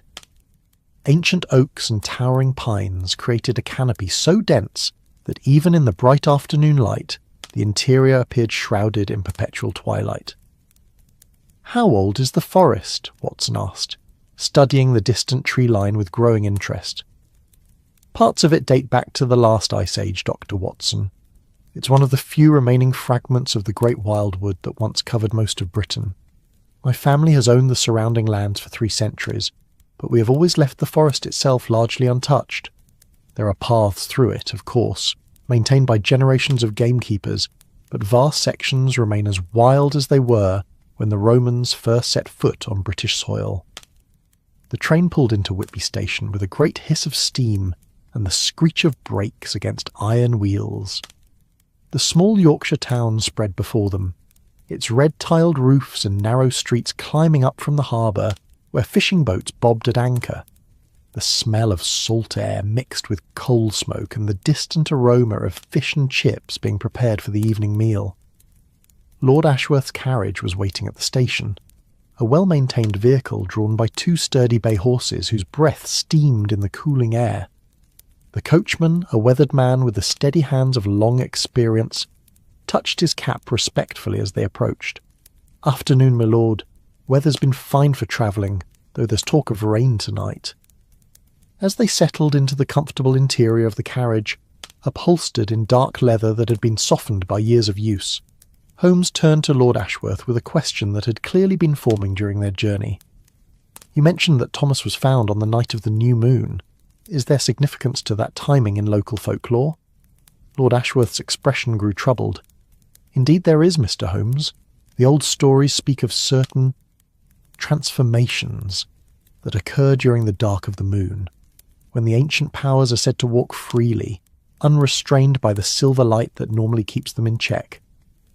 The carriage rolled through the Yorkshire countryside toward Blackwood village, following roads that had been old when the Normans conquered England. Stone walls lined their path, built from the same grey limestone that formed the bones of the surrounding hills. Sheep grazed in fields that stretched to the horizon, their woolly forms creating a peaceful pastoral scene that seemed at odds with the dark tale that had brought them to this remote corner of England. As they travelled, the forest grew steadily larger and more imposing. What had appeared as a distant smudge from the train now revealed itself as a vast wilderness, its trees so tall and closely packed that the interior was lost in shadow even in the broad daylight. Ancient oaks spread their gnarled branches like the arms of sleeping giants, while towering pines stood sentinel along the forest's edge, their dark needles whispering secrets in the afternoon breeze. "There," Lord Ashworth said, pointing toward a cluster of stone cottages nestled in a valley between rolling hills. "Blackwood village." The village was a perfect example of English rural architecture, its buildings constructed from the same grey limestone as the walls that divided the surrounding fields. Thatched roofs crowned cottages that seemed to have grown from the earth itself, and narrow windows glowed warmly in the fading afternoon light.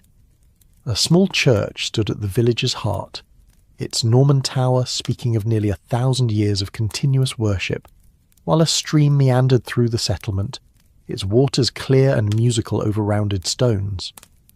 But even in this picturesque setting, Watson could sense an undercurrent of tension. The few villagers they encountered on the street seemed subdued, their greetings to Lord Ashworth respectful but tinged with anxiety. Children who would normally have run alongside the carriage with shouts of excitement remained close to their mothers, and more than one person made the ancient sign against evil as they passed. The local inn, the Blackwood Arms, was a sturdy building of honey-coloured stone with diamond-paned windows that glowed invitingly in the gathering dusk. The innkeeper, a round-faced woman with flower-dusted hands and kind eyes, greeted them warmly despite the obvious concern that shadowed her features. "Lord Ashworth, gentlemen, welcome to Blackwood. I've prepared your finest rooms, though I must warn you." She paused, glancing nervously toward the windows that faced the forest. "There's been strange sounds these past nights coming from the woods. Howling that doesn't sound quite like any animal we know." Holmes's grey eyes sharpened with interest. "What sort of howling, Mrs.?" "Hartwell, sir. Margaret Hartwell. And the howling, well, it starts like a wolf, deep and mournful, but then it changes, becomes something else entirely. Something that makes your blood run cold and sends the village dogs whimpering under their owners' beds." As they settled into the inn's comfortable common room, warmed by a massive stone fireplace where logs burned with cheerful crackling sounds, other villagers began to gather. Word of Holmes's arrival had spread quickly through the small community, and soon a small crowd of local men and women had assembled, their faces reflecting a mixture of hope and apprehension.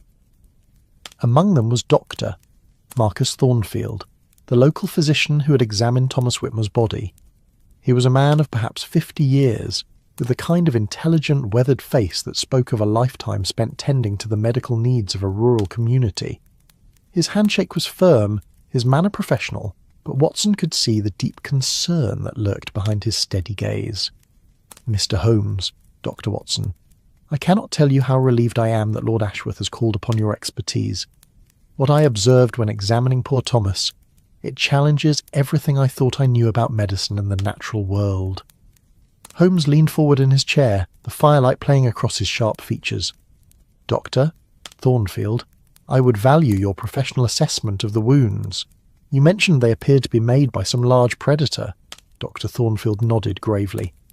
"The lacerations were unlike anything in my experience, Mr. Holmes. Deep parallel cuts across the chest and throat, made by what could only have been claws of extraordinary size and sharpness. But the pattern, it wasn't random. It wasn't the frenzied attack of a wild animal protecting territory or seeking food.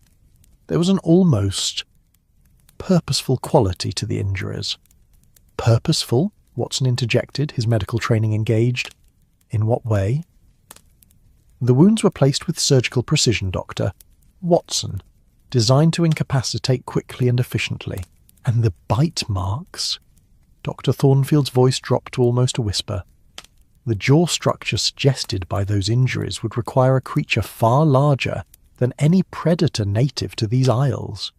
An elderly man near the back of the group spoke up, his voice carrying the authority of age and local knowledge. "Begging your pardon, gentlemen, but there's more to tell. I'm Samuel Fletcher. I've been living in these parts for 70 years, and I've known Thomas Whitmore since he was a lad." Holmes gestured for the old man to continue, and Samuel Fletcher stepped forward into the firelight. His face was deeply lined by weather and years, his white hair thin but his pale blue eyes bright with intelligence and memory. "Thomas came to me 3 days before he died, troubled about something he'd seen in the forest. Said he'd been tracking a poacher. We've had problems with men coming down from the cities, thinking they can take what they please from Lord Ashworth's lands. But when Thomas followed the signs deeper into Blackwood, he found something that shook him to his core." "What did he find?" Holmes asked quietly. "Prints, sir. Animal prints, but like nothing he'd ever seen. Started as wolf tracks, clear as day in the soft earth by Thornfield Beck. But as he followed them, they began to change. The paw prints became something else, something that walked sometimes on 4 legs, sometimes on 2. A murmur ran through the assembled villagers, and more than one person made the ancient sign against evil. Mrs. Hartwell moved closer to the fire, as if seeking protection in its warm light. "Thomas was a practical man," Samuel continued, "not given to flights of fancy. But when he came to me that day, he was pale as winter moonlight and shaking like a leaf in autumn wind. He said the tracks led to a clearing deep in the forest, a place where the old stones stand." "Old stones?" Watson inquired. Lord Ashworth answered, his voice heavy with centuries of local history.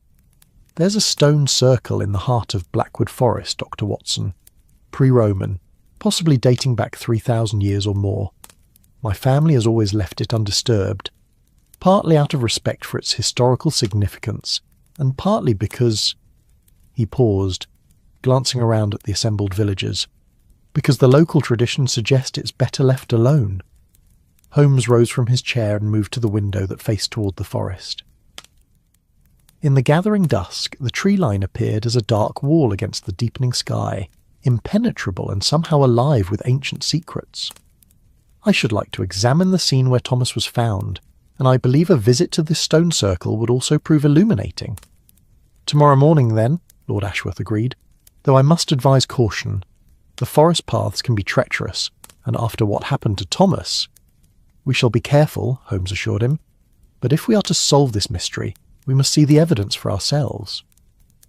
As the evening progressed, and the villagers gradually made their way home to the safety of their cottages, Holmes, Watson, and Lord Ashworth remained by the fire, discussing the case in greater detail. Outside, the wind had picked up, rattling the diamond-paned windows and sending leaves skittering across the cobblestones of the village street. Dr. Thornfield lingered as well, clearly eager to share more of his observations with fellow men of science. "There's something else, gentlemen, something I hesitated to mention in front of the villagers. When I examined Thomas's body, I found traces of an unusual substance beneath his fingernails." Holmes's attention sharpened immediately. "What sort of substance? Hair, Mr. Holmes? or rather fur, but unlike any I've encountered in my years of treating injuries caused by domestic animals, or the occasional fox or badger, this was coarser, darker, and... He paused, clearly struggling to find the right words. It seemed to shimmer in a certain light, almost as if it possessed some quality that defied normal description. Watson leaned forward, his medical curiosity fully engaged. "Do you still have samples of this fur?" "Indeed I do, Doctor." "Watson, I preserved several specimens, thinking they might prove significant. They're in my surgery, properly stored and labelled. I would be happy to show them to you in the morning." As the night deepened and the inn's common room grew quiet except for the gentle crackling of the fire, Holmes stood once again at the window. The forest loomed in the darkness like a sleeping giant, its depths hidden beneath a canopy of leaves that whispered ancient secrets in the night wind. "Watson," he said quietly, "tomorrow we venture into the heart of one of England's oldest mysteries. I confess myself intrigued by the convergence of folklore and physical evidence that awaits us in those woods." Watson joined his friend at the window, gazing out into the mysterious Yorkshire night. Somewhere in the distance, carried on the wind, came a sound that made them both pause, a long, mournful howl that seemed to echo from the very depths of the forest. It began as the call of a wolf, but as it continued, it changed, becoming something else entirely, something that spoke of ancient hungers and primal fears that civilization had never quite managed to suppress. "Holmes," Watson said quietly, "what if Lord Ashworth's suspicions prove correct? What if we're dealing with something that lies beyond the realm of conventional investigation?" Holmes was silent for a long moment, his grey eyes reflecting the firelight as he considered his friend's question. When he spoke, his voice carried the quiet confidence that Watson had learned to trust implicitly, even in the face of the impossible. "Then, my dear Watson, we shall apply the same methods that have served us well in our previous encounters with the extraordinary. We shall observe, we shall deduce, and we shall discover the truth, whatever form it may take. For in my experience, even the most supernatural of mysteries ultimately yields to careful investigation and logical analysis." The howl came again, closer this time and filled with such longing and wildness that it seemed to penetrate the very stones of the ancient inn. Somewhere in the distance a dog began to whine, and the sound of shutters being hastily closed echoed through the village streets. Neither man spoke as they prepared for sleep, but both understood that their investigation would take them into territories that challenged not only their understanding of the natural world, but their very conception of what was possible in this rational age of steam and scientific progress. The morning dawned grey and misty, with tendrils of fog rising from the stream that wound through Blackwood village like ghostly fingers reaching toward the sky. The air held the crisp bite of autumn, and the scent of wood smoke from cottage chimneys mingled with the earthier smells of damp leaves and rich Yorkshire soil. Holmes was already dressed and examining a detailed map of the local area when Watson descended to the inn's common room. Mrs. Hartwell had prepared a hearty breakfast of eggs, bacon and fresh bread, but Watson noticed that even she seemed subdued, glancing frequently toward the windows that faced the forest. "Sleep well?" Holmes inquired, though his friend's somewhat haggard appearance suggested otherwise. "That howling continued intermittently through the night," Watson admitted, settling into his chair with a grateful nod to Mrs. Hartwell as she poured his tea. "Most unsettling. I found myself wondering what manner of creature could produce such sounds." Lord Ashworth joined them shortly after, looking as though he too had spent a restless night. His usually immaculate appearance showed signs of fatigue, and there was a tension in his manner that spoke of deep concern for what they might discover in the forest. "Gentlemen," he said, accepting a cup of tea with hands that trembled slightly, "I've been thinking about our expedition today. Perhaps it would be wise to arm ourselves. I have a rifle at the manor, and there are other weapons available if you feel they might prove necessary." Holmes considered this suggestion while studying his map. "I think not, Lord Ashworth. In my experience, weapons often create more problems than they solve, particularly when dealing with unknown situations. We shall rely on observation and wit rather than firepower." Dr. Thornfield arrived as they were finishing their breakfast, carrying a small leather satchel that contained the specimens he'd collected from Thomas Whitmore's body. His manner was professional, but clearly apprehensive as he set the case on the table and opened it with deliberate care. "The hair samples I mentioned, gentlemen, I've preserved them as carefully as possible, though I confess I'm uncertain of their significance." Holmes examined the specimens with intense concentration, using a small magnifying glass to study the individual strands. Watson watched his friend's expression shift from curiosity to genuine puzzlement, and finally to something that might have been concerning. "Remarkable," Holmes murmured. "Dr. Thornfield, you were correct in your assessment that this is unlike any domestic animal fur. The structure is unusual. Watson, what do you make of this?" Watson bent over the specimens, applying his own medical knowledge to their examination. The fur was indeed extraordinary. Coarser than that of any dog or cat, darker than that of the local wildlife, and possessed of an almost metallic sheen that seemed to shift and change as he moved it in the light. "I've never seen anything quite like it," Watson admitted. "The individual hairs are remarkably thick and strong, and this unusual coloration. It almost seems to contain multiple pigments that interact with light in unexpected ways." "Most interesting," Holmes said, carefully replacing the specimens in their container. "Dr. Thornfield, I wonder if you might accompany us to the site where Thomas was found. Your medical expertise could prove invaluable in interpreting what we discover." The physician nodded gravely. "Of course, Mr. Holmes. I confess I'm as eager as you to understand what really happened in those woods." The party that set out from Blackwood Village consisted of Holmes, Watson, Lord Ashworth, and Dr. Thornfield, accompanied by Samuel Fletcher, who had volunteered to serve as their guide through the forest paths. The old man carried a walking stick cut from blackthorn wood, worn smooth by years of use, and his knowledge of the local terrain was evident in the confident way he led them toward the forest's edge. The morning mist still clung to the ground as they reached the tree line, creating an ethereal atmosphere that made the forest seem more like something from a dream than a real place.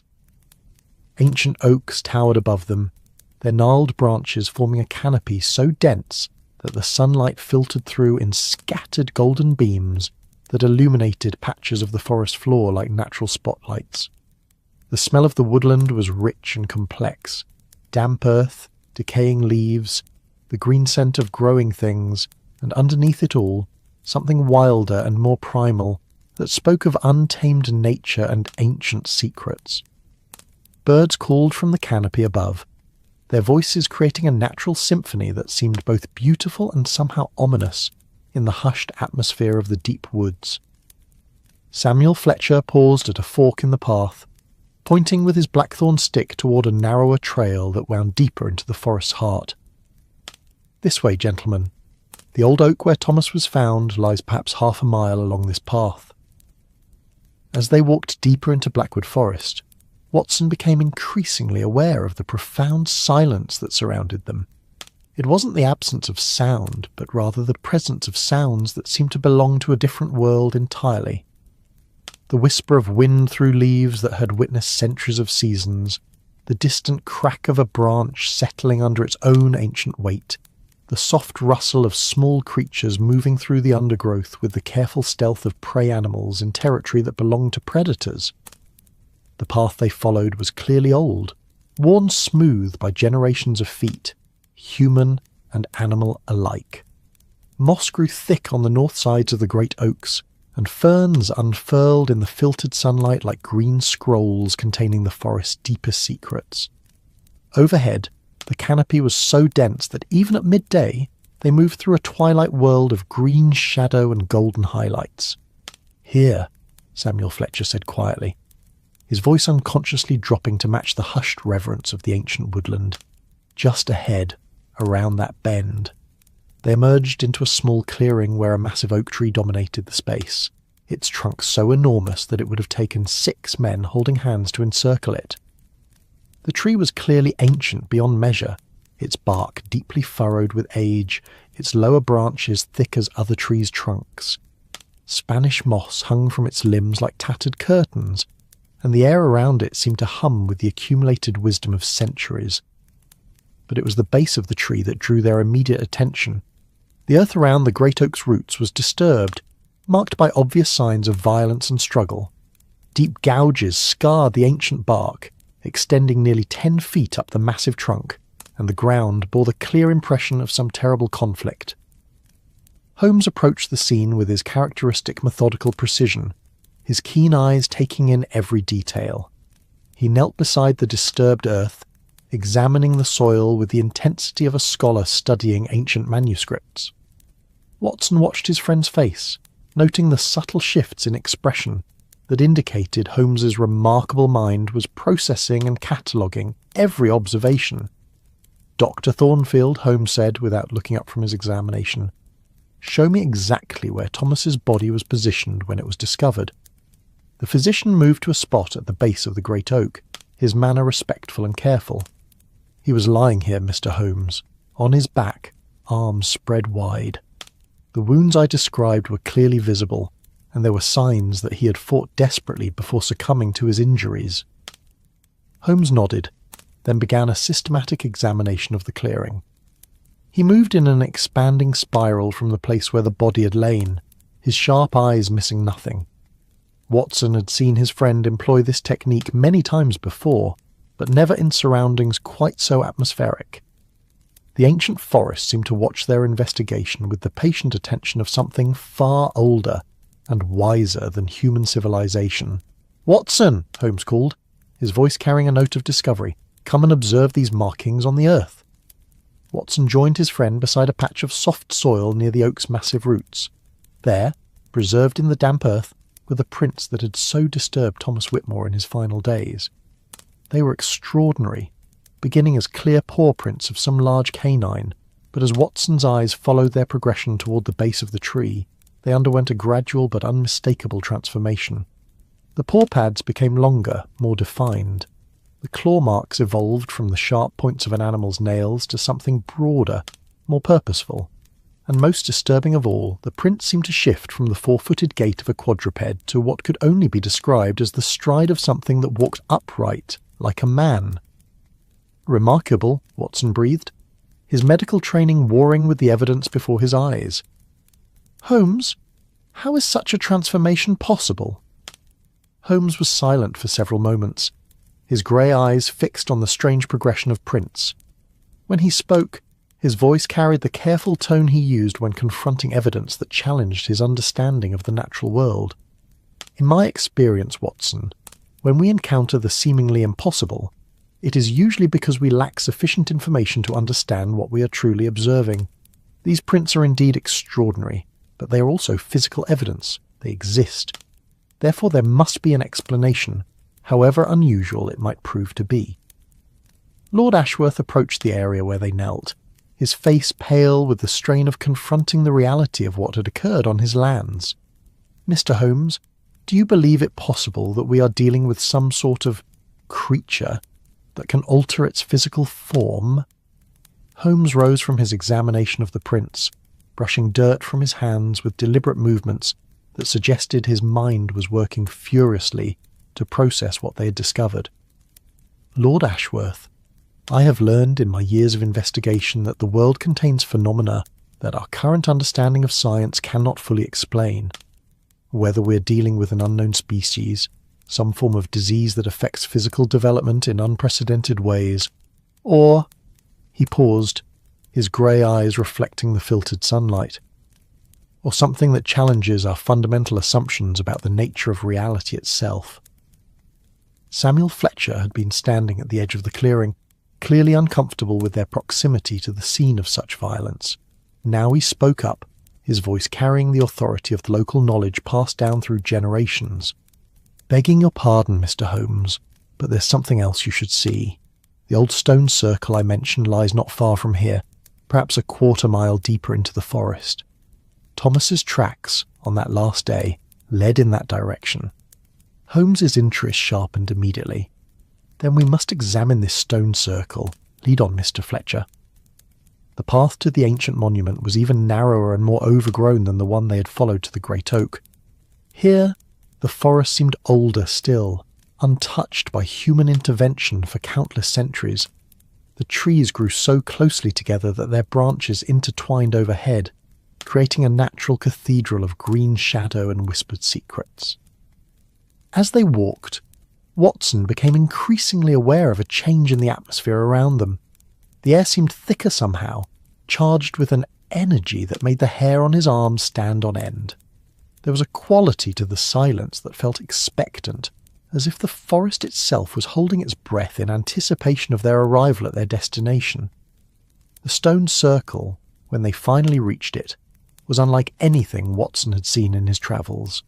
9 massive standing stones, each nearly twice the height of a man, formed a perfect circle in a clearing that seemed to exist outside of normal time. The stones themselves were covered in elaborate carvings, spirals, interlocking circles, and symbols that predated any written language Watson recognised. But it was the centre of the circle that drew their immediate attention. The earth there was disturbed, marked by the same strange tracks they had observed at the oak tree. But here, the transformation was even more pronounced.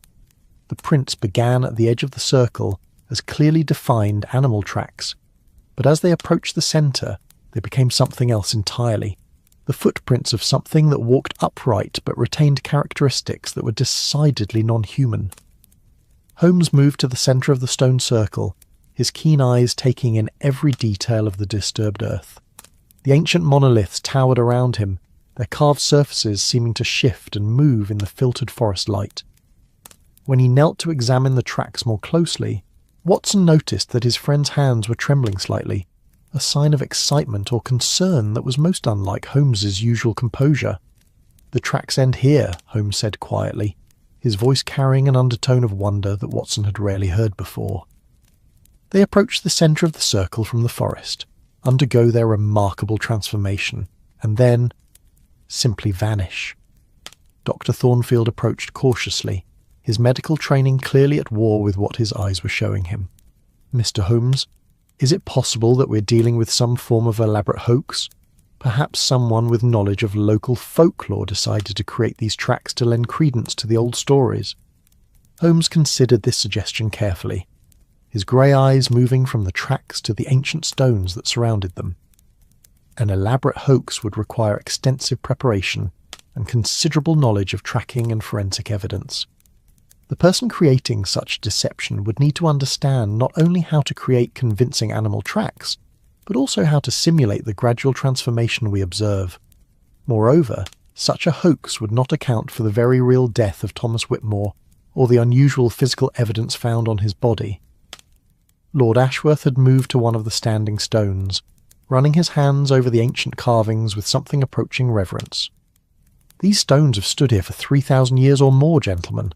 The symbols carved into them predate Christianity, predate the Roman occupation, predate even the Celtic traditions that most people associate with ancient Britain." "What do the symbols represent?" Watson asked, studying the intricate patterns that covered the nearest monolith. "No one knows for certain, Doctor." "Watson, some scholars believe they represent astronomical observations, others think they might be primitive maps or religious symbols. But the local traditions—" Lord Ashworth's voice grew quiet. "The local traditions speak of them as markers, boundary stones that separate our world from something older and wilder." Samuel Fletcher had remained at the edge of the stone circle, clearly reluctant to enter the space between the ancient monoliths. Now he spoke up, his voice carrying the weight of generations of folk wisdom.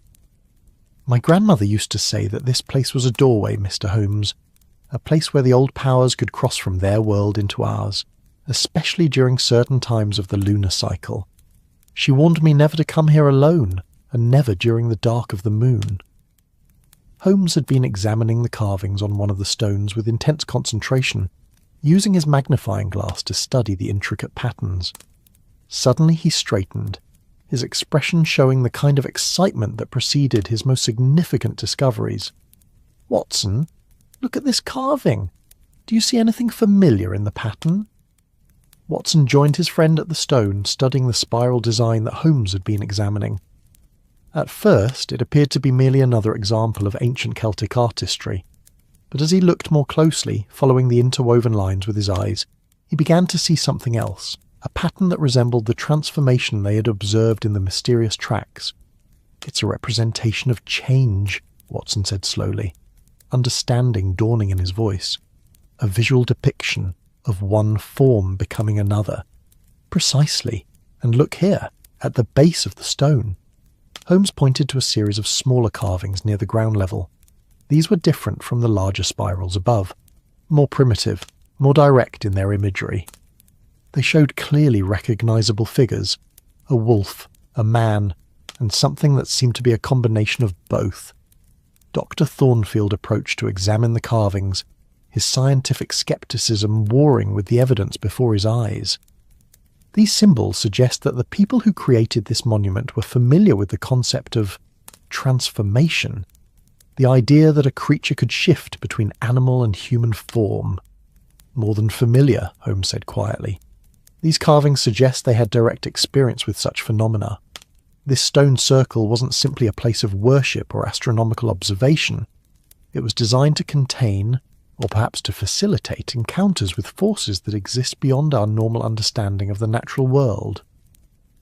As if summoned by Holmes's words, a sound echoed through the forest, a low, mournful howl that seemed to emanate from the very earth beneath their feet. It began as the call of a wolf, but as it continued, it underwent the same unsettling transformation they had observed in the tracks. The sound became deeper, more complex, filled with an intelligence and longing that no ordinary animal could express. The howl was answered by another, and then another, until the ancient forest rang with a chorus of voices that spoke of hunger and wildness and needs that civilization had forgotten. The sound seemed to resonate with the standing stones themselves, creating harmonics that made the carved symbols appear to writhe and shift in the filtered sunlight. Samuel Fletcher backed away from the stone circle, his face pale with ancestral fear. "We should leave, gentlemen. The sun is beginning to set, and these woods are no place for mortal men after dark." But Holmes seemed transfixed by the sounds echoing through the forest. He stood in the centre of the stone circle, his tall figure dwarfed by the ancient monoliths, his grey eyes bright with the excitement of discovery. "Watson, do you hear the pattern in these calls? They are not random animal sounds. There is communication taking place, a form of language that predates human speech." The howling continued for several minutes, creating a symphony of wildness that seemed to awaken something primal in the forest itself. The wind picked up, setting the leaves to rustling with urgent whispers, and somewhere in the distance they could hear the sound of large forms moving through the undergrowth with purposeful stealth. "Holmes," Watson said urgently, "I believe Mr. Fletcher is correct. We should return to the village before full darkness falls." Holmes nodded reluctantly, clearly fascinated by what they had experienced but recognizing the wisdom of caution. As they prepared to leave the stone circle, he paused for one final examination of the mysterious tracks that vanished at the monument's centre. "Tomorrow," he said quietly, "we shall return with better equipment and more time to study these phenomena. But tonight we have much to discuss and many theories to consider." The journey back through Blackwood Forest took on an entirely different character as the afternoon shadows lengthened and the ancient trees began to merge into a wall of darkness. The sounds they had heard at the stone circle continued intermittently, always seeming to come from just beyond the edge of sight, and more than once Watson thought he glimpsed movement in the deep shadows between the great oaks. Samuel Fletcher led them along the forest paths with the urgency of a man who understood the dangers that emerged with the coming of night. His blackthorn walking stick tapped a steady rhythm against the earth, and his pale blue eyes constantly scanned the surrounding woodland for signs of movement. As they neared the forest edge and the comforting sight of Blackwood village in the valley below, Holmes turned for one final look back at the ancient woodland. The canopy was lost in shadow now, and the depths of the forest appeared as impenetrable as the darkness between stars. "Watson," he said quietly, "I believe we are dealing with something far more complex than a simple case of an animal attack. The evidence we have observed today suggests phenomena that challenge our understanding of the natural world, but phenomena that are nonetheless real and measurable." Watson nodded, his own mind struggling to process what they had witnessed. The tracks, the stone circle, the haunting calls echoing through the forest. All of it pointed towards something that existed at the very edge of scientific understanding. As they reached the safety of the Blackwood Arms, with its warm lights and familiar smells of cooking food and coal fires, Watson found himself grateful for the solid, rational comfort of human civilization. But he knew that tomorrow would bring them back into the mysteries of the ancient forest, and closer to truths that might challenge everything they thought they knew about the world and their place in it. The evening meal at the inn was a subdued affair, with the 4 investigators sharing their observations in quiet voices, while the other patrons cast curious and concerned glances in their direction. Mrs. Hartwell served them a hearty stew of local lamb and vegetables, with fresh bread still warm from the oven. But Watson noticed that even the familiar comfort of good food could not entirely dispel the atmosphere of unease that had settled over their party. Dr. Thornfield had brought his medical bag with him to dinner, and now he produced a small notebook filled with careful sketches and observations. "I've been documenting everything we've seen today, gentlemen. The tracks, the stone carvings, even my attempts to measure the claw marks on the ancient oak. If we are to understand what we're dealing with, we need to approach it with the same scientific rigour we would apply to any other investigation." Holmes studied the physician's sketches with approval, his sharp eyes taking in every detail of the careful documentation. "Excellent work, Doctor." Thornfield. "Science has always been humanity's most reliable tool for understanding the unknown, regardless of how strange or unprecedented that unknown might be." Lord Ashworth, who had been unusually quiet during the meal, finally spoke up. His voice carried the weight of generations of responsibility for the land and people under his care. "Mr. Holmes, based on what we've observed today, what is your assessment of the danger to the local population? Should I be advising the villagers to take special precautions?" Holmes was silent for several moments, his grey eyes reflecting the firelight as he considered the question. When he spoke, his voice carried the careful precision that Watson had learned to associate with his friend's most serious pronouncements. "Lord Ashworth, I believe that whatever killed Thomas Whitmore represents a genuine threat, but one that follows patterns we can potentially understand and predict. The evidence suggests that these events are connected to specific locations and perhaps specific times. The stone circle clearly plays a significant role, as does the lunar cycle mentioned in local folklore." "So you believe the villagers are relatively safe as long as they avoid the forest during certain periods?" Dr. Thornfield asked. "I believe the situation is more complex than that," Holmes replied. "The tracks we observed suggest a creature capable of remarkable adaptation and intelligence. Such a being would not necessarily confine itself to predictable patterns if it chose to expand its territory or alter its behaviour." Watson felt a chill that had nothing to do with the autumn evening.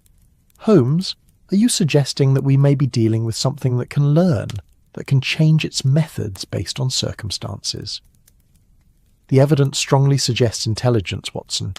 The purposeful nature of Thomas's wounds, the deliberate transformation we observed in the tracks, the apparent communication we heard in those haunting calls, all of it points to consciousness and intent rather than mere animal instinct." Samuel Fletcher, who had been listening to their conversation with growing alarm, now spoke up from his position near the fire. "If you gentlemen are correct, then we're dealing with something far more dangerous than the old stories ever suggested.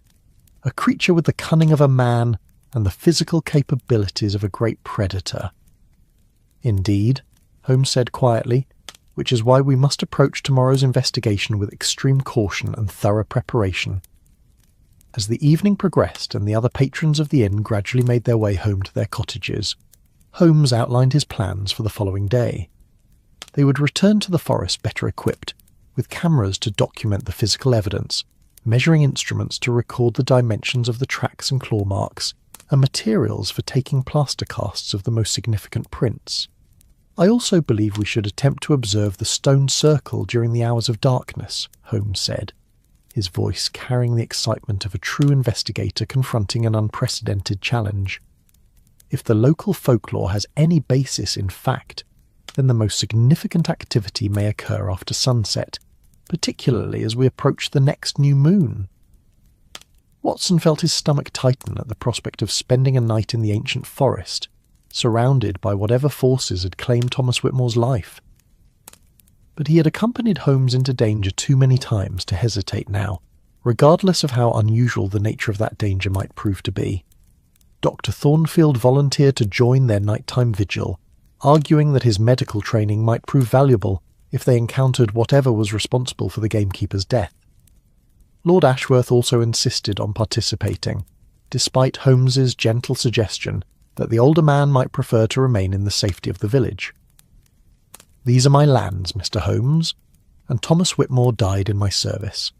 I have a responsibility to see this matter through to its conclusion, whatever that conclusion might be." As they prepared for sleep, the conversation turned to the practical challenges they would face in documenting and understanding phenomena that seemed to exist at the very edge of scientific knowledge. Watson found himself wondering whether their conventional methods of investigation would prove adequate to the task before them.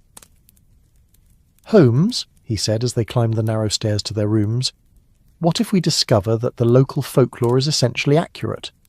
What if we are indeed dealing with creatures that can transform from animal to human form?"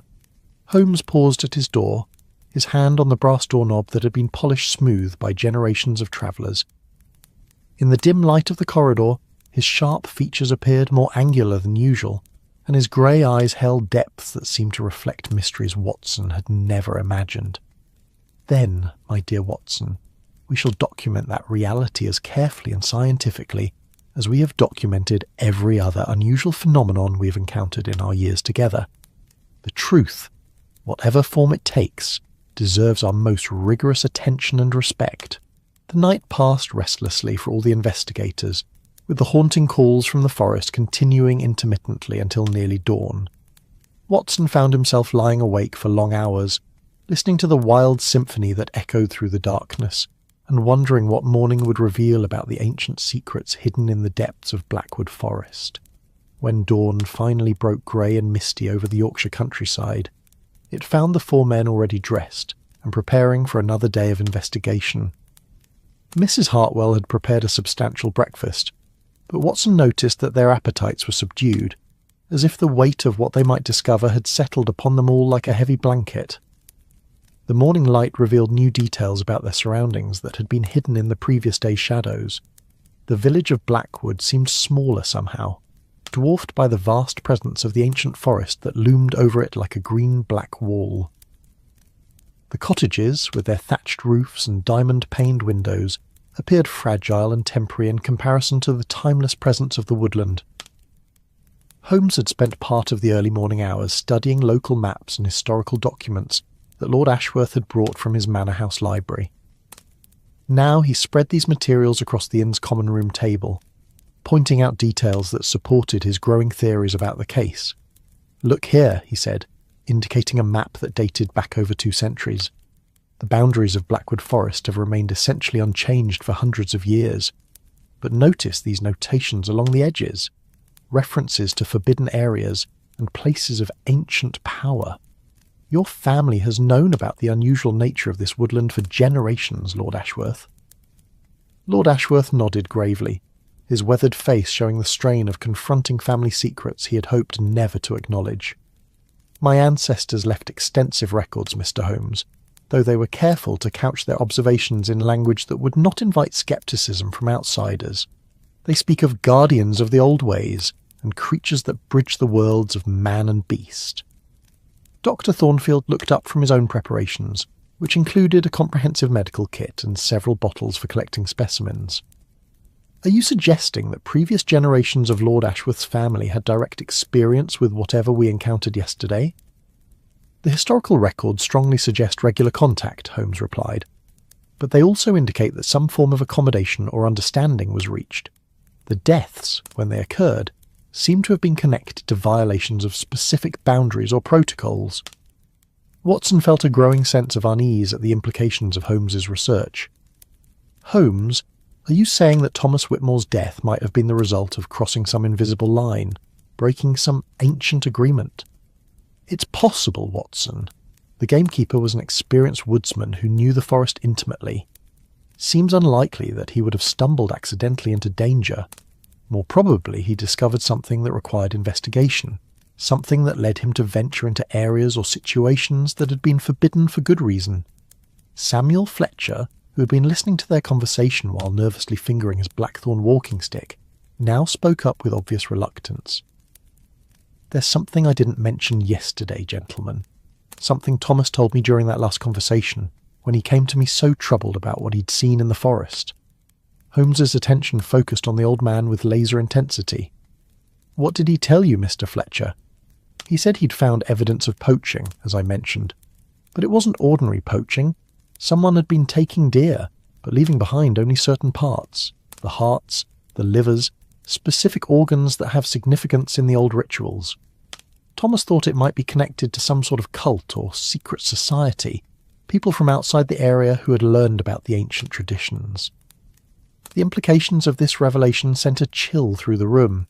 If human agents were involved in the events at Blackwood Forest, then the situation was even more complex and dangerous than they had realised. "Did Thomas identify any suspects?" Dr. Thornfield asked. "Any strangers in the area, or locals who might have been behaving unusually?" Samuel Fletcher shook his head slowly. He was still investigating when whatever happened to him took place, but he did mention seeing lights in the forest on several recent nights, moving through the trees in patterns that didn't seem natural or random. Holmes rose from the table and moved to the window that faced toward the forest.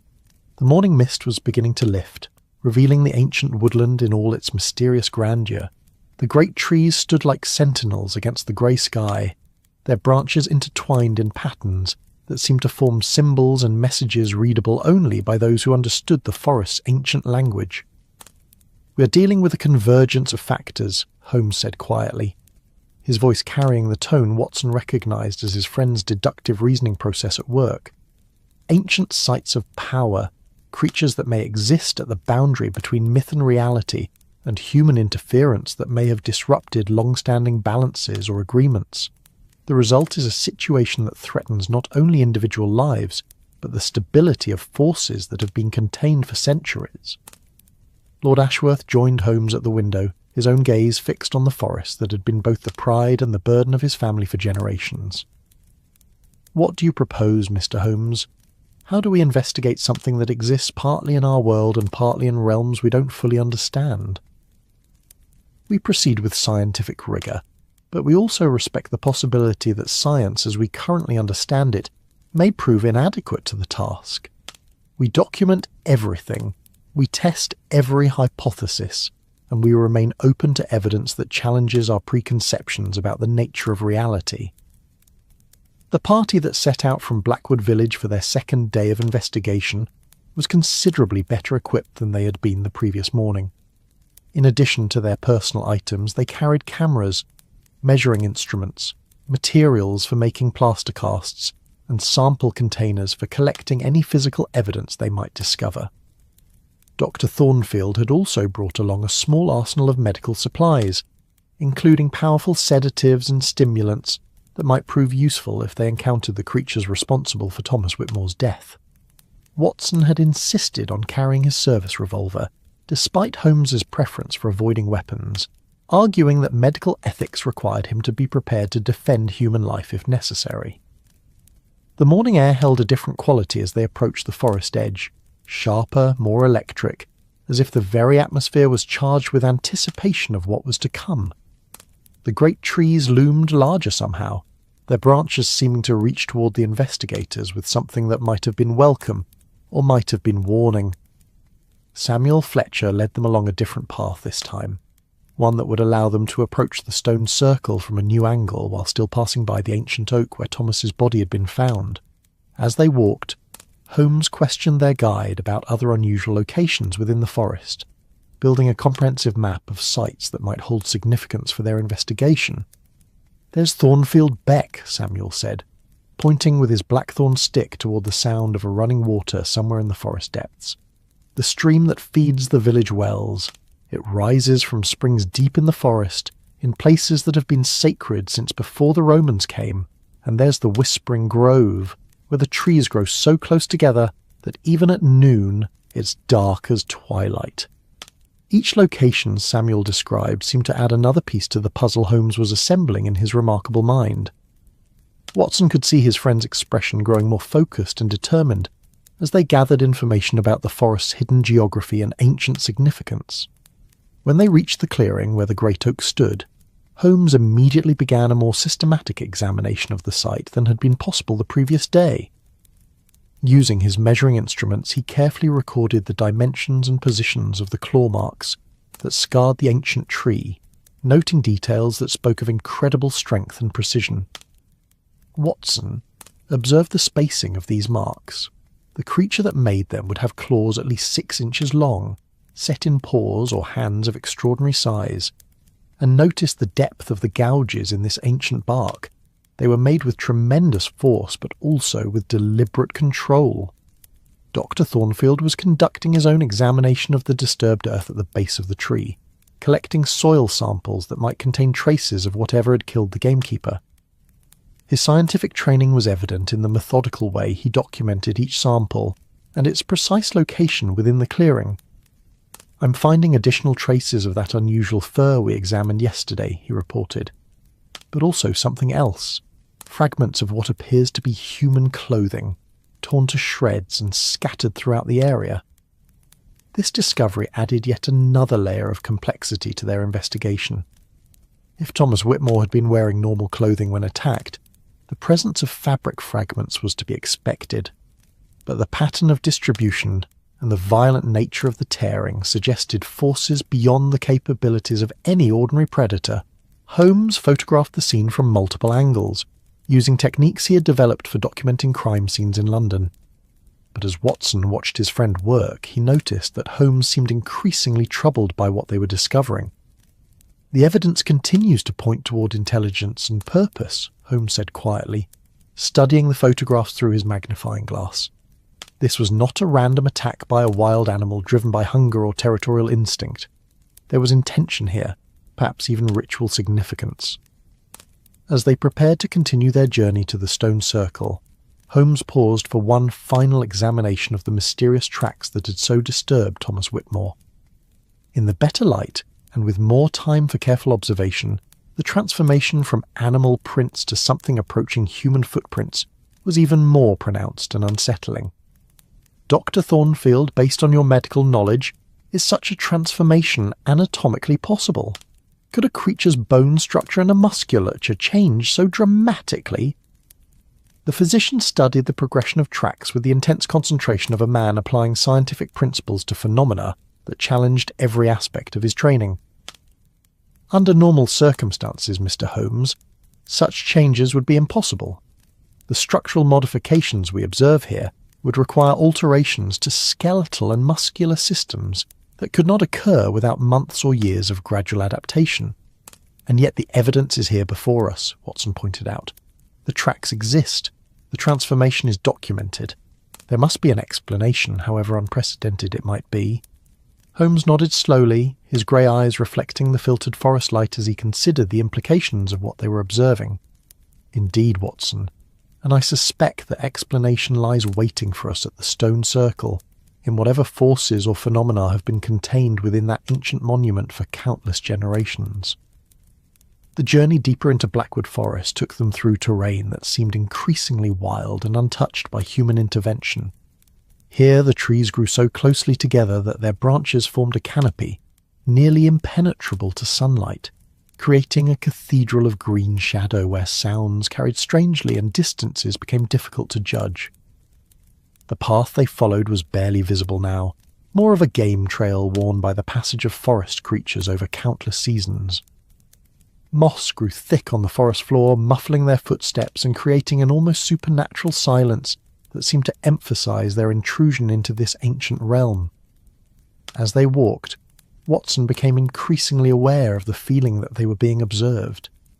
It wasn't anything he could identify specifically, no glimpses of movement in the shadows, no sounds that suggested pursuit, but rather an overwhelming sense of invisible eyes watching their progress with patient attention. "Holmes," he said quietly, "do you have the sensation that we are not alone in these woods?" Holmes paused in his steady progress along the narrow trail, his head tilted slightly as if listening to sounds beyond normal hearing. "Indeed I do, Watson, but I suspect we've been under observation since we first entered the forest. The question is whether that observation represents curiosity, caution, or something more threatening. Samuel Fletcher, who had been growing increasingly nervous as they ventured deeper into the woodland, now spoke up with obvious reluctance. "We're approaching the heart of the forest, gentlemen. Beyond this point, even the local hunters rarely venture. The game trails become confused, the landmarks unreliable, and the feeling of presence becomes much stronger." Dr. Thornfield had been collecting plant specimens as they walked, noting species that seemed unusually robust and somehow different from their counterparts in less wild settings. "There's something remarkable about the plant life in this deeper section of the forest," he observed. "The growth patterns, the size of the leaves, even the intensity of the colours, everything suggests an environment with properties we don't fully understand." Holmes examined one of the specimens Dr. Thornfield had collected, using his magnifying glass to study the cellular structure of a leaf that seemed to shimmer with its own internal light. "Fascinating. The plant matter shows characteristics that would normally require specific soil conditions and mineral content, yet we're finding these properties distributed throughout the forest, suggesting some form of environmental influence that affects all plant life in the area." The conversation was interrupted by a sound that made them all freeze in their tracks. A low, rumbling call that seemed to emanate from the very earth beneath their feet. It was similar to the howling they had heard at the stone circle the previous day, but deeper, more resonant, carrying harmonics that seemed to vibrate in their bones and make the ancient trees around them sway despite the absence of any wind. The call was answered by others, creating a symphony of voices that surrounded them completely. The sounds came from all directions, ahead, behind, to their left and right, but always from just beyond the edge of visibility in the deep forest shadows. Samuel Fletcher gripped his blackthorn walking stick with white knuckles, his face pale with ancestral fear. "They know we're here," he whispered. "They're communicating about us." Holmes stood perfectly still in the centre of the narrow path, his head tilted as he listened to the chorus of wild voices with intense concentration. Watson could see his friend's expression shifting as he analysed the patterns and rhythms of the calls, applying his remarkable analytical abilities to this most unusual form of evidence. "There is indeed communication taking place," Holmes said quietly. "But I don't sense immediate threat in these sounds. Rather, I hear what might be described as consultation, as if our presence is being discussed, our intentions evaluated." The calling continued for several minutes, creating an otherworldly atmosphere that transformed the ancient forest into something from a dream or legend.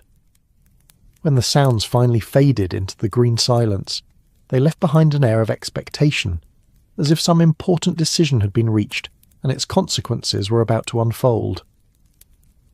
"We should continue to the stone circle," Holmes said, his voice carrying the quiet authority that Watson had learned to trust in even the most unusual circumstances. "I believe whatever intelligence guides these creatures has chosen to allow our passage, at least for now." The final approach to the stone circle took them through the wildest section of Blackwood Forest, where the very air seemed thick with age and mystery. The trees here were ancient beyond measure, their trunks so massive and their branches so intertwined that they formed a living cathedral whose architecture had been shaped by centuries of growth and weather. When they finally emerged into the clearing where the 9 standing stones waited in their perfect circle, Watson felt a profound sense of homecoming, as if they had reached a destination that had been calling to them across vast distances of time and space. The monument appeared exactly as they had left it the previous day, yet somehow more alive, more present, as if their return had awakened forces that had been sleeping. Holmes moved immediately to the centre of the stone circle, where the mysterious tracks had vanished the day before. Now, in the clearer light of morning and with better equipment for observation, he began a systematic examination of every inch of ground within the ancient monument. "Watson, Doctor! Thornfield! Observe this carefully," he called, kneeling beside what appeared to be unmarked earth. "The tracks we saw yesterday have not simply vanished. They have been deliberately obscured, covered by someone or something with considerable skill." Using a soft brush from his investigation kit, Holmes carefully began to remove the thin layer of forest debris that had been scattered over the tracks. Gradually the mysterious prints reappeared, their transformation from animal paws to something approaching human feet even more pronounced than they had remembered. Dr. Thornfield documented each stage of the process with his camera, while Watson took careful measurements and made detailed sketches in his notebook. The scientific precision of their work seemed somehow incongruous in this ancient place of power, yet Holmes insisted that rigorous methodology was their best hope of understanding what they were dealing with.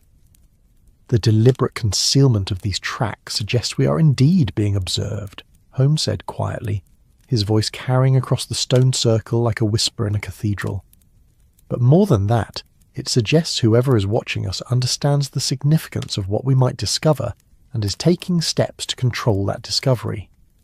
Samuel Fletcher remained at the edge of the stone circle, clearly reluctant to enter the space between the ancient monoliths.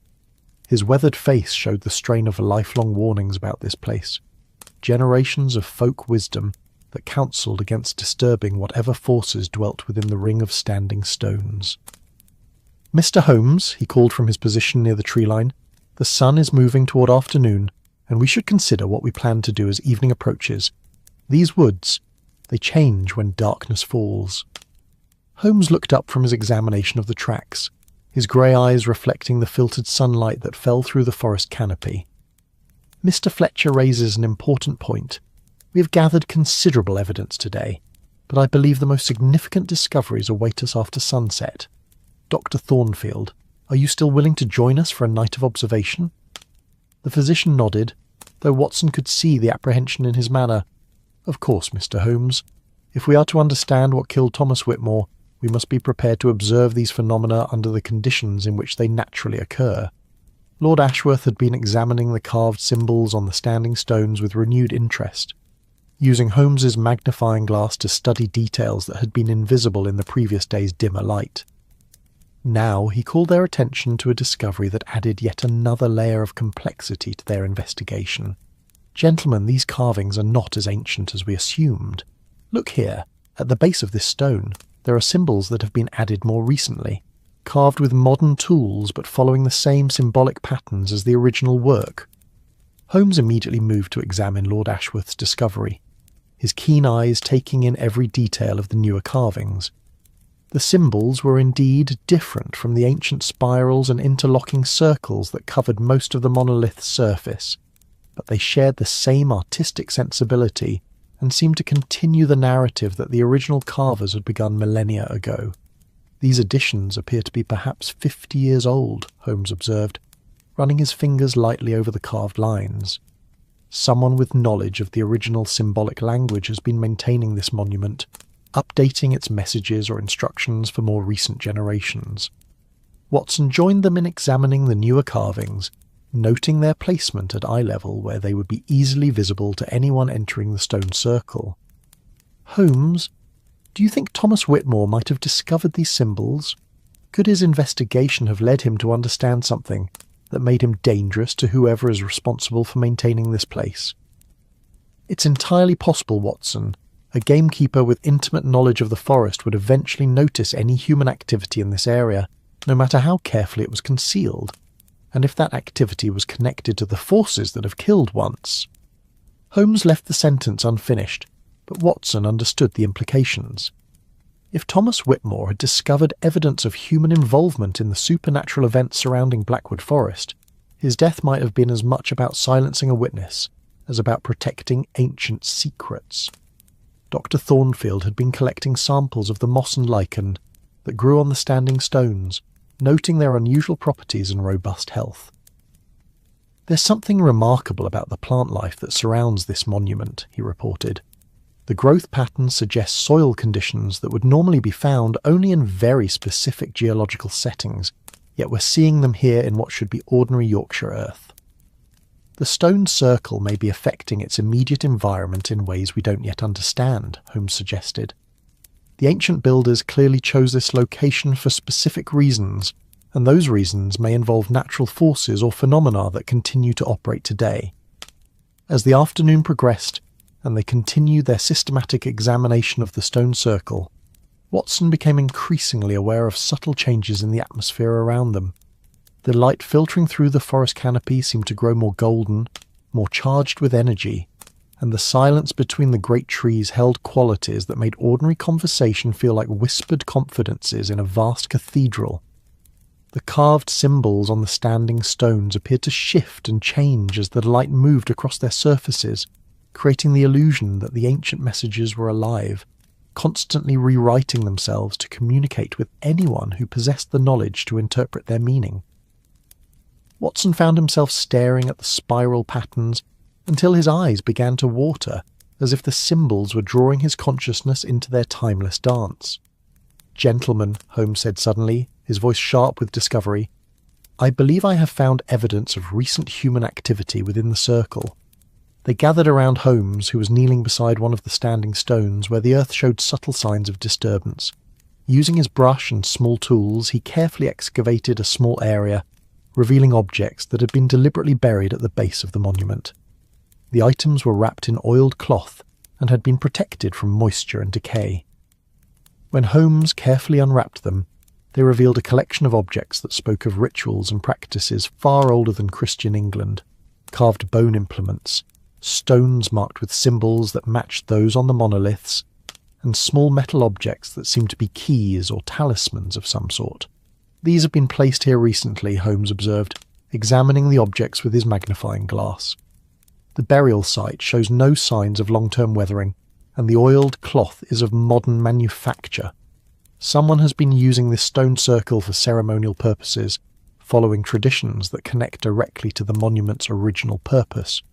Dr. Thornfield studied the bone implements with his medical training, noting their craftsmanship and apparent function. These appear to be tools designed for very specific anatomical procedures, not surgical instruments as we would understand them, but implements created for purposes that blur the line between medical intervention and ritual practice. Watson felt a chill as he considered the implications of the physician's observations. "Holmes, are you suggesting that someone has been conducting experiments here? Attempting to recreate or control whatever forces have been responsible for the transformations we've observed?" "The evidence strongly suggests active human participation in events that we initially attributed to purely supernatural causes," Holmes replied. "But the relationship between human agency and the ancient forces that inhabit this place appears to be complex, possibly collaborative rather than simply exploitative." Samuel Fletcher had been growing increasingly agitated as the afternoon progressed and the shadows began to lengthen between the great trees. Now he approached the edge of the stone circle with obvious reluctance, his voice carrying urgent warning. "Gentlemen, we must leave this place soon. The sun is moving toward the horizon, and whatever dwells in these woods becomes active with the coming of darkness. If you truly intend to remain here tonight, you should at least allow me to return to the village and warn them of your intentions." Holmes considered this suggestion carefully, weighing the value of having their guide available against the risks of keeping him in potential danger. "Mr. Fletcher, I think that would be wise. Please return to the village and inform Mrs. Hartwell that we may not return until morning. If we fail to appear by noon tomorrow, she should contact the authorities in York and request assistance." The old man nodded gratefully, clearly relieved to be dismissed from participation in whatever vigil they planned to maintain through the night. As he prepared to leave the stone circle, he turned back to offer one final piece of advice, drawn from a lifetime of Yorkshire wisdom. "Remember, gentlemen, whatever you see tonight, whatever you hear, do not attempt to interfere directly with forces beyond your understanding. Observe, document if you must, but do not try to control or confront things that have existed since before human memory." As Samuel Fletcher disappeared into the forest shadows, following the narrow path back toward the safety of Blackwood Village, the three remaining investigators settled into their preparations for a night of observation at the ancient stone circle. Holmes arranged their equipment systematically, ensuring that cameras and measuring instruments were positioned for optimal documentation of any phenomena that might occur. Dr. Thornfield prepared his medical supplies and specimen containers, while Watson checked his service revolver and made certain that their reserve supplies of food and water were easily accessible. The practical nature of these preparations provided a comforting contrast to the increasingly otherworldly atmosphere that was settling over the ancient monument as evening approached. The forest around them began to come alive with the sounds of nocturnal creatures stirring to wakefulness. Owls called from the great oaks, their voices creating haunting harmonies that seemed to resonate with the standing stones themselves. Somewhere in the distance, they could hear the rustle of larger forms moving through the undergrowth with the confident stride of predators claiming their domain for the night. "Gentlemen," Holmes said quietly as the last golden rays of sunlight filtered through the forest canopy, "we are about to witness phenomena that may challenge every assumption we have made about the natural world. I ask that you observe carefully, document thoroughly, and reserve judgment until we have gathered sufficient evidence to support any conclusions." As darkness settled over Blackwood Forest like a vast velvet cloak, the stone circle began to reveal properties that had been invisible in daylight. The ancient monoliths seemed to glow with their own internal light, a soft phosphorescence that made the carved symbols appear to move and shift in the darkness. The air within the circle took on a quality that was almost tangible, charged with energy that made the investigators' skin tingle and their hair stand on end. Watson felt his rational mind struggling to process what his senses were reporting. The boundary between reality and dream seemed to blur as the ancient forces that dwelt within the stone circle began to stir from their daytime slumber. Yet Holmes remained focused and alert, his scientific training providing an anchor of rationality in an increasingly surreal environment. The first clear sign that they were no longer alone came as a distant howling that echoed through the forest depths. But unlike the calls they had heard during their previous visits, these sounds carried a quality of anticipation, as if whatever creatures produced them were gathering for some significant event. "The lunar cycle," Dr. Thornfield whispered, consulting a small astronomical calendar he had brought with him. "We are now only 3 days from the new moon, the same phase during which Thomas Whitmore was killed." Holmes nodded, his grey eyes reflecting the strange phosphorescence of the standing stones. "The timing appears to be significant. Whatever forces we are dealing with, they seem to operate according to celestial patterns that were understood and incorporated into this monument by its original builders." As the night deepened and the stars became visible through gaps in the forest canopy, the stone circle continued to manifest increasingly unusual phenomena. The ground within the monument began to show the faint outlines of tracks, not the clear prints they had observed in daylight, but ghostly impressions that appeared and disappeared like reflections on disturbed water. The air filled with sounds that seemed to come from impossible directions, whispers that arose from the earth itself, musical tones that resonated from the carved stones, and distant voices that spoke in languages older than recorded history. Watson found himself straining to understand words that seemed familiar, yet remained just beyond the reach of comprehension. "Holmes," he said quietly, "do you hear what sounds like human voices mixed with the other sounds?" Holmes tilted his head, listening with the intense concentration Watson had observed when his friend was analysing complex auditory evidence. "Indeed, Watson, there are definitely human voices among the sounds we're hearing, but they seem to be speaking in coordination with the other phenomena, as if human and non-human intelligences are participating together in whatever is taking place."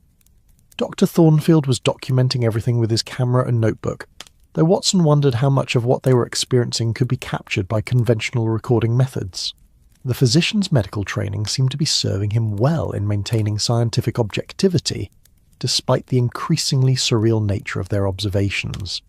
The climax of their vigil came near midnight, when the phenomena within the stone circle reached an intensity that challenged their ability to remain objective observers. The phosphorescent glow of the monoliths brightened until the carved symbols appeared to burn with cold fire, and the air itself seemed to ripple like water disturbed by stones thrown from an invisible hand. At the centre of the circle, where the mysterious tracks had repeatedly appeared and vanished, the earth began to show clear signs of disturbance. But this time the investigators could observe the process as it occurred, watching as impressions formed in the soft soil, creating the progression of prints that transformed from animal paws to something approaching human feet. "Extraordinary," Holmes breathed, his scientific fascination overcoming any fear he might have felt at witnessing such impossible phenomena. We are observing the physical manifestation of forces that exist at the boundary between dimensions of reality. But as they watched in fascination, the investigators became aware that they were no longer alone in the stone circle. Figures began to emerge from the forest shadows, tall, graceful forms that moved with fluid motion between the standing stones.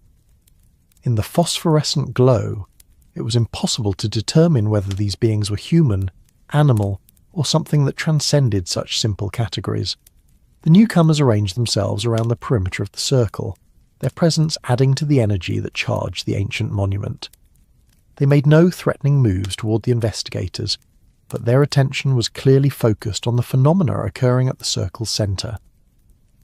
Watson felt his hand move instinctively toward his revolver, but Holmes caught his wrist with a gentle but firm grip. "No, Watson. We are observers here, witnesses to forces and intelligences that have existed far longer than human civilization. Our role is to understand, not to interfere." As the night progressed, the investigators found themselves witnessing what could only be described as a transformation ritual of unprecedented complexity. The beings around the circle began to move in patterns that seemed choreographed by instincts older than conscious memory, while the phenomena at the monument's centre intensified until the boundary between physical and metaphysical reality seemed to dissolve entirely. At the climax of the ritual, one of the figures stepped forward into the circle's centre, and in the phosphorescent glow of the ancient stones, the investigators watched as the being underwent a transformation that challenged everything they thought they knew about the nature of living creatures. The figure's form seemed to flow like liquid, shifting from human shape to something more primal, more connected to the wild forces that governed the ancient forest. The process was gradual but unmistakable, a demonstration of possibilities that existed beyond the boundaries of conventional biology. "We are witnessing the actual phenomenon that has given rise to the werewolf legends," Holmes said quietly, his voice filled with wonder at the scientific implications of what they were observing. "But this is not the supernatural curse of folklore. This is a natural capability that has been preserved and practiced by beings who understand forces that our modern science has yet to discover." Dr. Thornfield was documenting every stage of the transformation process, his medical training providing a framework for understanding what they were witnessing, even as it challenged every assumption he had made about anatomy and physiology. The structural changes we're observing would require modifications to skeletal and muscular systems that shouldn't be possible, yet we're seeing them occur in real time. As dawn approached and the phenomena within the stone circle began to subside, the beings who had gathered for the ritual gradually melted back into the forest shadows. But before departing, one of them approached the three investigators, a tall figure whose form seemed to shift between human and something wilder, more elemental. The being spoke in a voice that seemed to carry the whisper of wind through ancient leaves, using English that was archaic but clearly understandable. "You have witnessed what few of your kind have seen and lived to remember. The compact between our peoples has been maintained for generations, but recent violations have threatened the balance that keeps both worlds safe." Holmes stepped forward, his manner respectful but unafraid. "We come seeking to understand the death of Thomas Whitmore and to prevent further violence between our peoples." The being's form solidified into something more recognizably human, revealing features that were refined and ageless, with eyes that held depths of ancient wisdom. The gamekeeper discovered evidence of those who would exploit our gifts for their own purposes. He died defending secrets that protect both human and lycanthrope from those who would use our abilities for evil. "Lycanthrope," Watson repeated quietly, the clinical term somehow making the impossible seem more manageable. "You are shapeshifters, beings capable of transformation between human and animal forms." "We are the children of two worlds," the being replied, "keepers of ancient knowledge that your civilization has chosen to forget. The stone circles throughout your lands mark places where the boundaries between worlds grow thin, where transformations can occur safely and the balance can be maintained." Dr. Thornfield leaned forward, his scientific curiosity overcoming any fear. how is such transformation possible?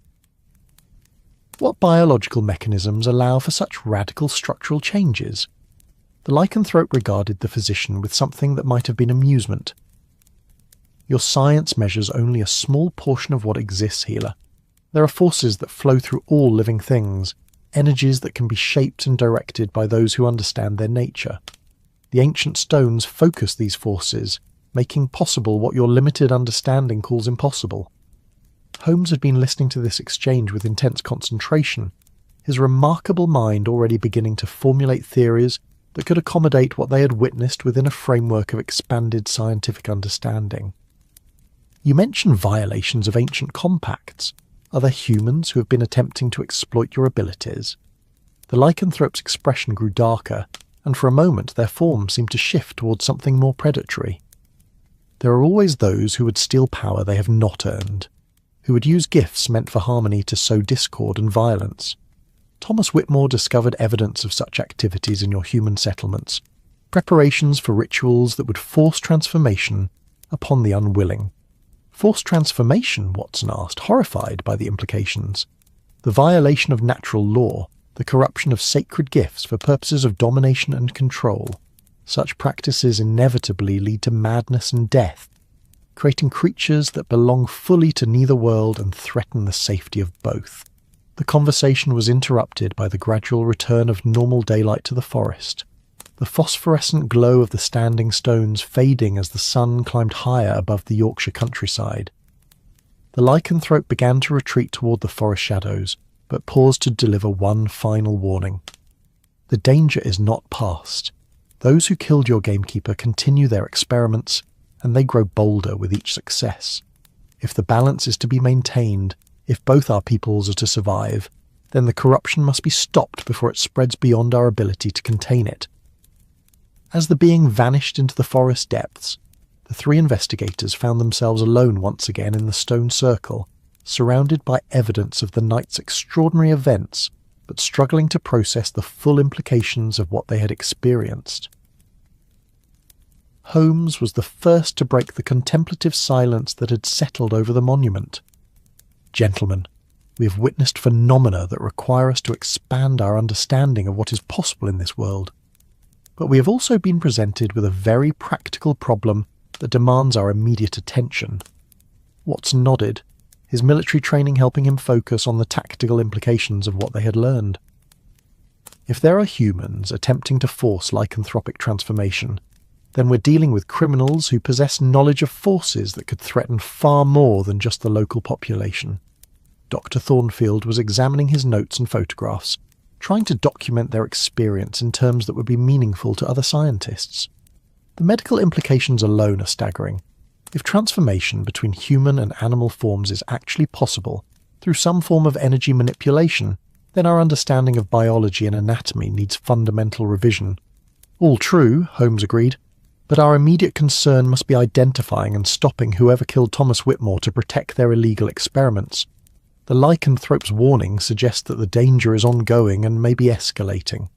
As they packed their equipment and prepared to leave the stone circle, Watson found himself looking back at the ancient monument with new appreciation for its significance.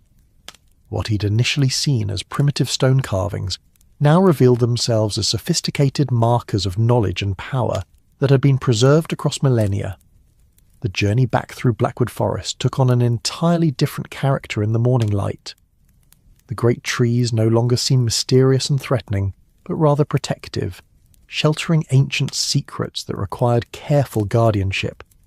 The sounds of the woodland, bird calls, rustling leaves, the distant splash of running water, created a symphony of natural harmony that spoke of balance maintained across countless generations.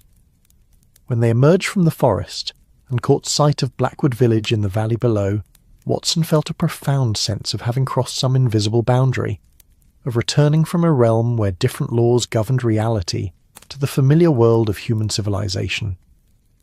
Yet he carried with him the knowledge that the two worlds were more closely connected than most people would ever imagine. Mrs. Hartwell greeted their return with obvious relief, her motherly concern evident in the way she immediately began preparing food and hot tea for the weary investigators.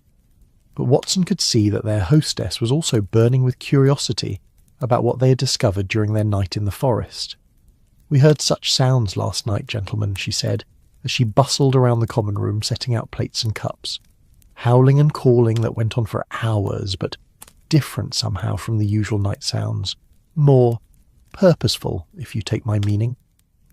Holmes accepted a cup of tea gratefully, the warmth helping to dispel the chill that had settled into his bones during their long vigil. "Mrs. Hartwell, what can you tell us about strangers who might have visited the area recently? People from outside Yorkshire who have shown unusual interest in local folklore or historical sites." The innkeeper paused in her preparations, her expression growing thoughtful and concerned. "Now that you mention it, there have been some odd visitors over the past few months. City folk mostly, but not the usual tourists. They asked peculiar questions about the old stories, wanted to know about the stone circle and the locations of other ancient sites in the area." Watson leaned forward with interest. "Can you describe these visitors? How many were there, and did they give any indication of their purpose in coming here?" "3 or 4 different groups, Doctor Watson, though they might have been connected somehow. All well-dressed, educated types, but with an intensity about them that made the villagers uncomfortable. They paid well for information and seemed particularly interested in stories about transformations." Holmes's attention sharpened immediately. "What sort of information were they seeking about transformations?" "Details about the old legends mostly, but also practical things. When such events were said to occur, what locations were considered significant, whether there were any local families with special knowledge of the old ways. They seemed less interested in dismissing the stories as superstition than in treating them as historical records." Dr. Thornfield had been listening to this conversation while examining the photographs he had taken during the night, using a magnifying glass to study details that might have been missed in the extraordinary circumstances of their observation. "Mrs. Hartwell, did any of these visitors show interest in medical or scientific aspects of the local legends?" "Indeed they did, Doctor. One gentleman in particular asked detailed questions about injuries that had been attributed to unusual attacks over the years. He wanted to know about wound patterns, recovery rates, whether there had been any survivors who might be interviewed about their experiences. The implications of this line of inquiry were deeply disturbing. If the visitors had been gathering information about lycanthropic attacks with the goal of understanding the transformation process, then their activities represented a level of premeditation and scientific method that made them far more dangerous than random criminals." Holmes rose from his chair and moved to the window that faced toward the forest, his sharp profile silhouetted against the morning light. "Mrs. Hartwell, are any of these visitors still in the area? Have you seen them recently?" "Not for several weeks now, Mr. Holmes, but—" She paused, her expression troubled. "There have been reports of lights seen in the forest at night, moving in patterns that don't seem natural. And old Samuel Fletcher mentioned seeing strangers on the moor roads, travelling after dark in ways that suggest they know the area well." Watson felt the pieces of the puzzle beginning to come together in his mind. "Holmes, it sounds as though we're dealing with organised individuals who have been conducting systematic research into lycanthropic phenomena, possibly for months or even years." "Indeed, Watson. And if their activities have progressed to the point of attempting forced transformations, then Thomas Whitmore's death may have been just the beginning of a much larger pattern of violence and exploitation." Dr. Thornfield looked up from his examination of the night's photographs with an expression of growing alarm. "Gentlemen, if these individuals have discovered methods for inducing lycanthropic transformation against a subject's will, then they possess capabilities that could threaten the entire balance between human civilization and the natural world." Holmes turned from the window, his grey eyes bright with the focused intensity that Watson recognised as his friend's analytical mind operating at peak efficiency. "Then we must act quickly to identify these individuals and put an end to their activities before they cause irreparable harm to both human and lycanthropic communities." The remainder of the morning was spent in systematic planning and preparation for what Holmes characterised as the most unusual and potentially dangerous investigation of their careers. They would need to identify the base of operations being used by the mysterious visitors, determine the extent of their knowledge and capabilities, and find a way to stop their activities without exposing the existence of the lycanthropic community to the broader world. Lord Ashworth arrived at the inn shortly before noon, his manner showing the strain of a sleepless night spent worrying about the safety of the investigators who had ventured into his family's ancient woodland. His relief at finding them safe was evident, but it was quickly replaced by concern as Holmes outlined what they had discovered during their vigil at the stone circle. "Mr. Holmes, are you telling me that the werewolf legends of my ancestors were based on encounters with actual shape-shifting beings who have been living in Blackwood Forest for centuries?" "The evidence strongly supports that conclusion, Lord Ashworth. But more importantly for our immediate purposes, we have learned that there are humans who are attempting to exploit and corrupt the natural abilities of these beings for their own purposes." Lord Ashworth sank into one of the inn's worn leather chairs, his weathered face pale with the shock of having his worldview fundamentally altered. "And you believe these criminals were responsible for Thomas's death?" "Thomas discovered evidence of their activities and died protecting secrets that could have exposed not only the lycanthropic community, but also the forced transformation experiments being conducted by the criminals. We must find them before they claim additional victims." Dr. Thornfield had been organising his notes and photographs into a systematic record of their investigation, creating a scientific document that captured the extraordinary nature of their discoveries while maintaining enough skepticism to avoid immediate dismissal by conventional authorities. "The challenge we face," the physician observed, "is how to pursue criminals whose activities involve phenomena that most people would consider impossible. Traditional law enforcement methods may prove inadequate to the task," Holmes nodded grimly, "which is why we must rely on unconventional methods and extraordinary allies. The lycanthrope who spoke with us at the stone circle indicated that their people have been monitoring the situation. Perhaps it's time to forge a more active partnership between human and lycanthropic investigators." The afternoon was spent in detailed planning and reconnaissance, with Holmes and Watson travelling to the surrounding countryside to investigate reports of strange lights and suspicious activities that might indicate the location of the criminals' base of operations. Lord Ashworth provided them with detailed maps of the area and letters of introduction to local landowners who might have observed unusual activities on their properties. Dr. Thornfield remained at the inn, continuing his analysis of the evidence they had gathered, and preparing medical supplies that might prove necessary if their investigation led to confrontations with dangerous individuals. His scientific training was proving invaluable in developing strategies for documenting and countering phenomena that existed at the boundaries of conventional understanding.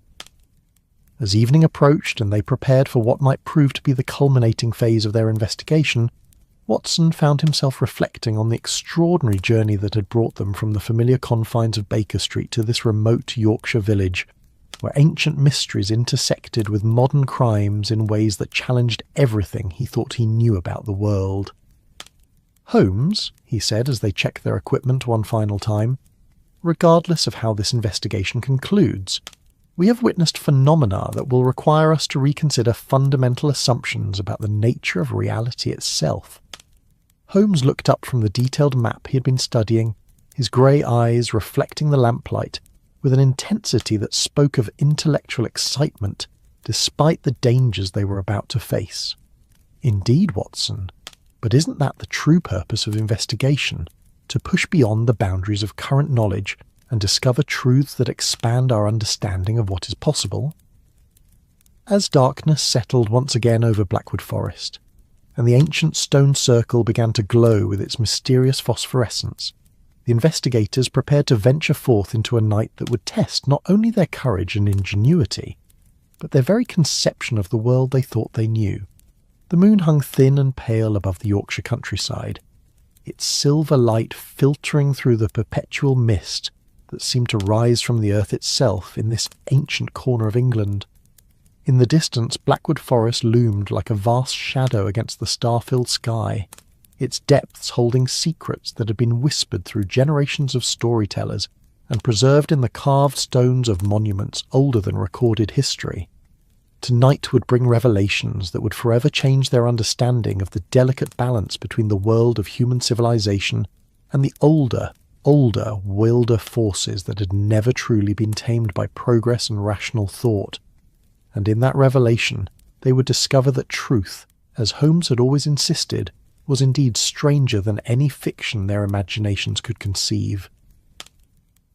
The investigation that had begun with the simple mystery of a gamekeeper's death had evolved into something far more complex and significant, a gateway to understanding that the world contained wonders and terrors that challenged every assumption about what was possible in this age of steam and scientific enlightenment.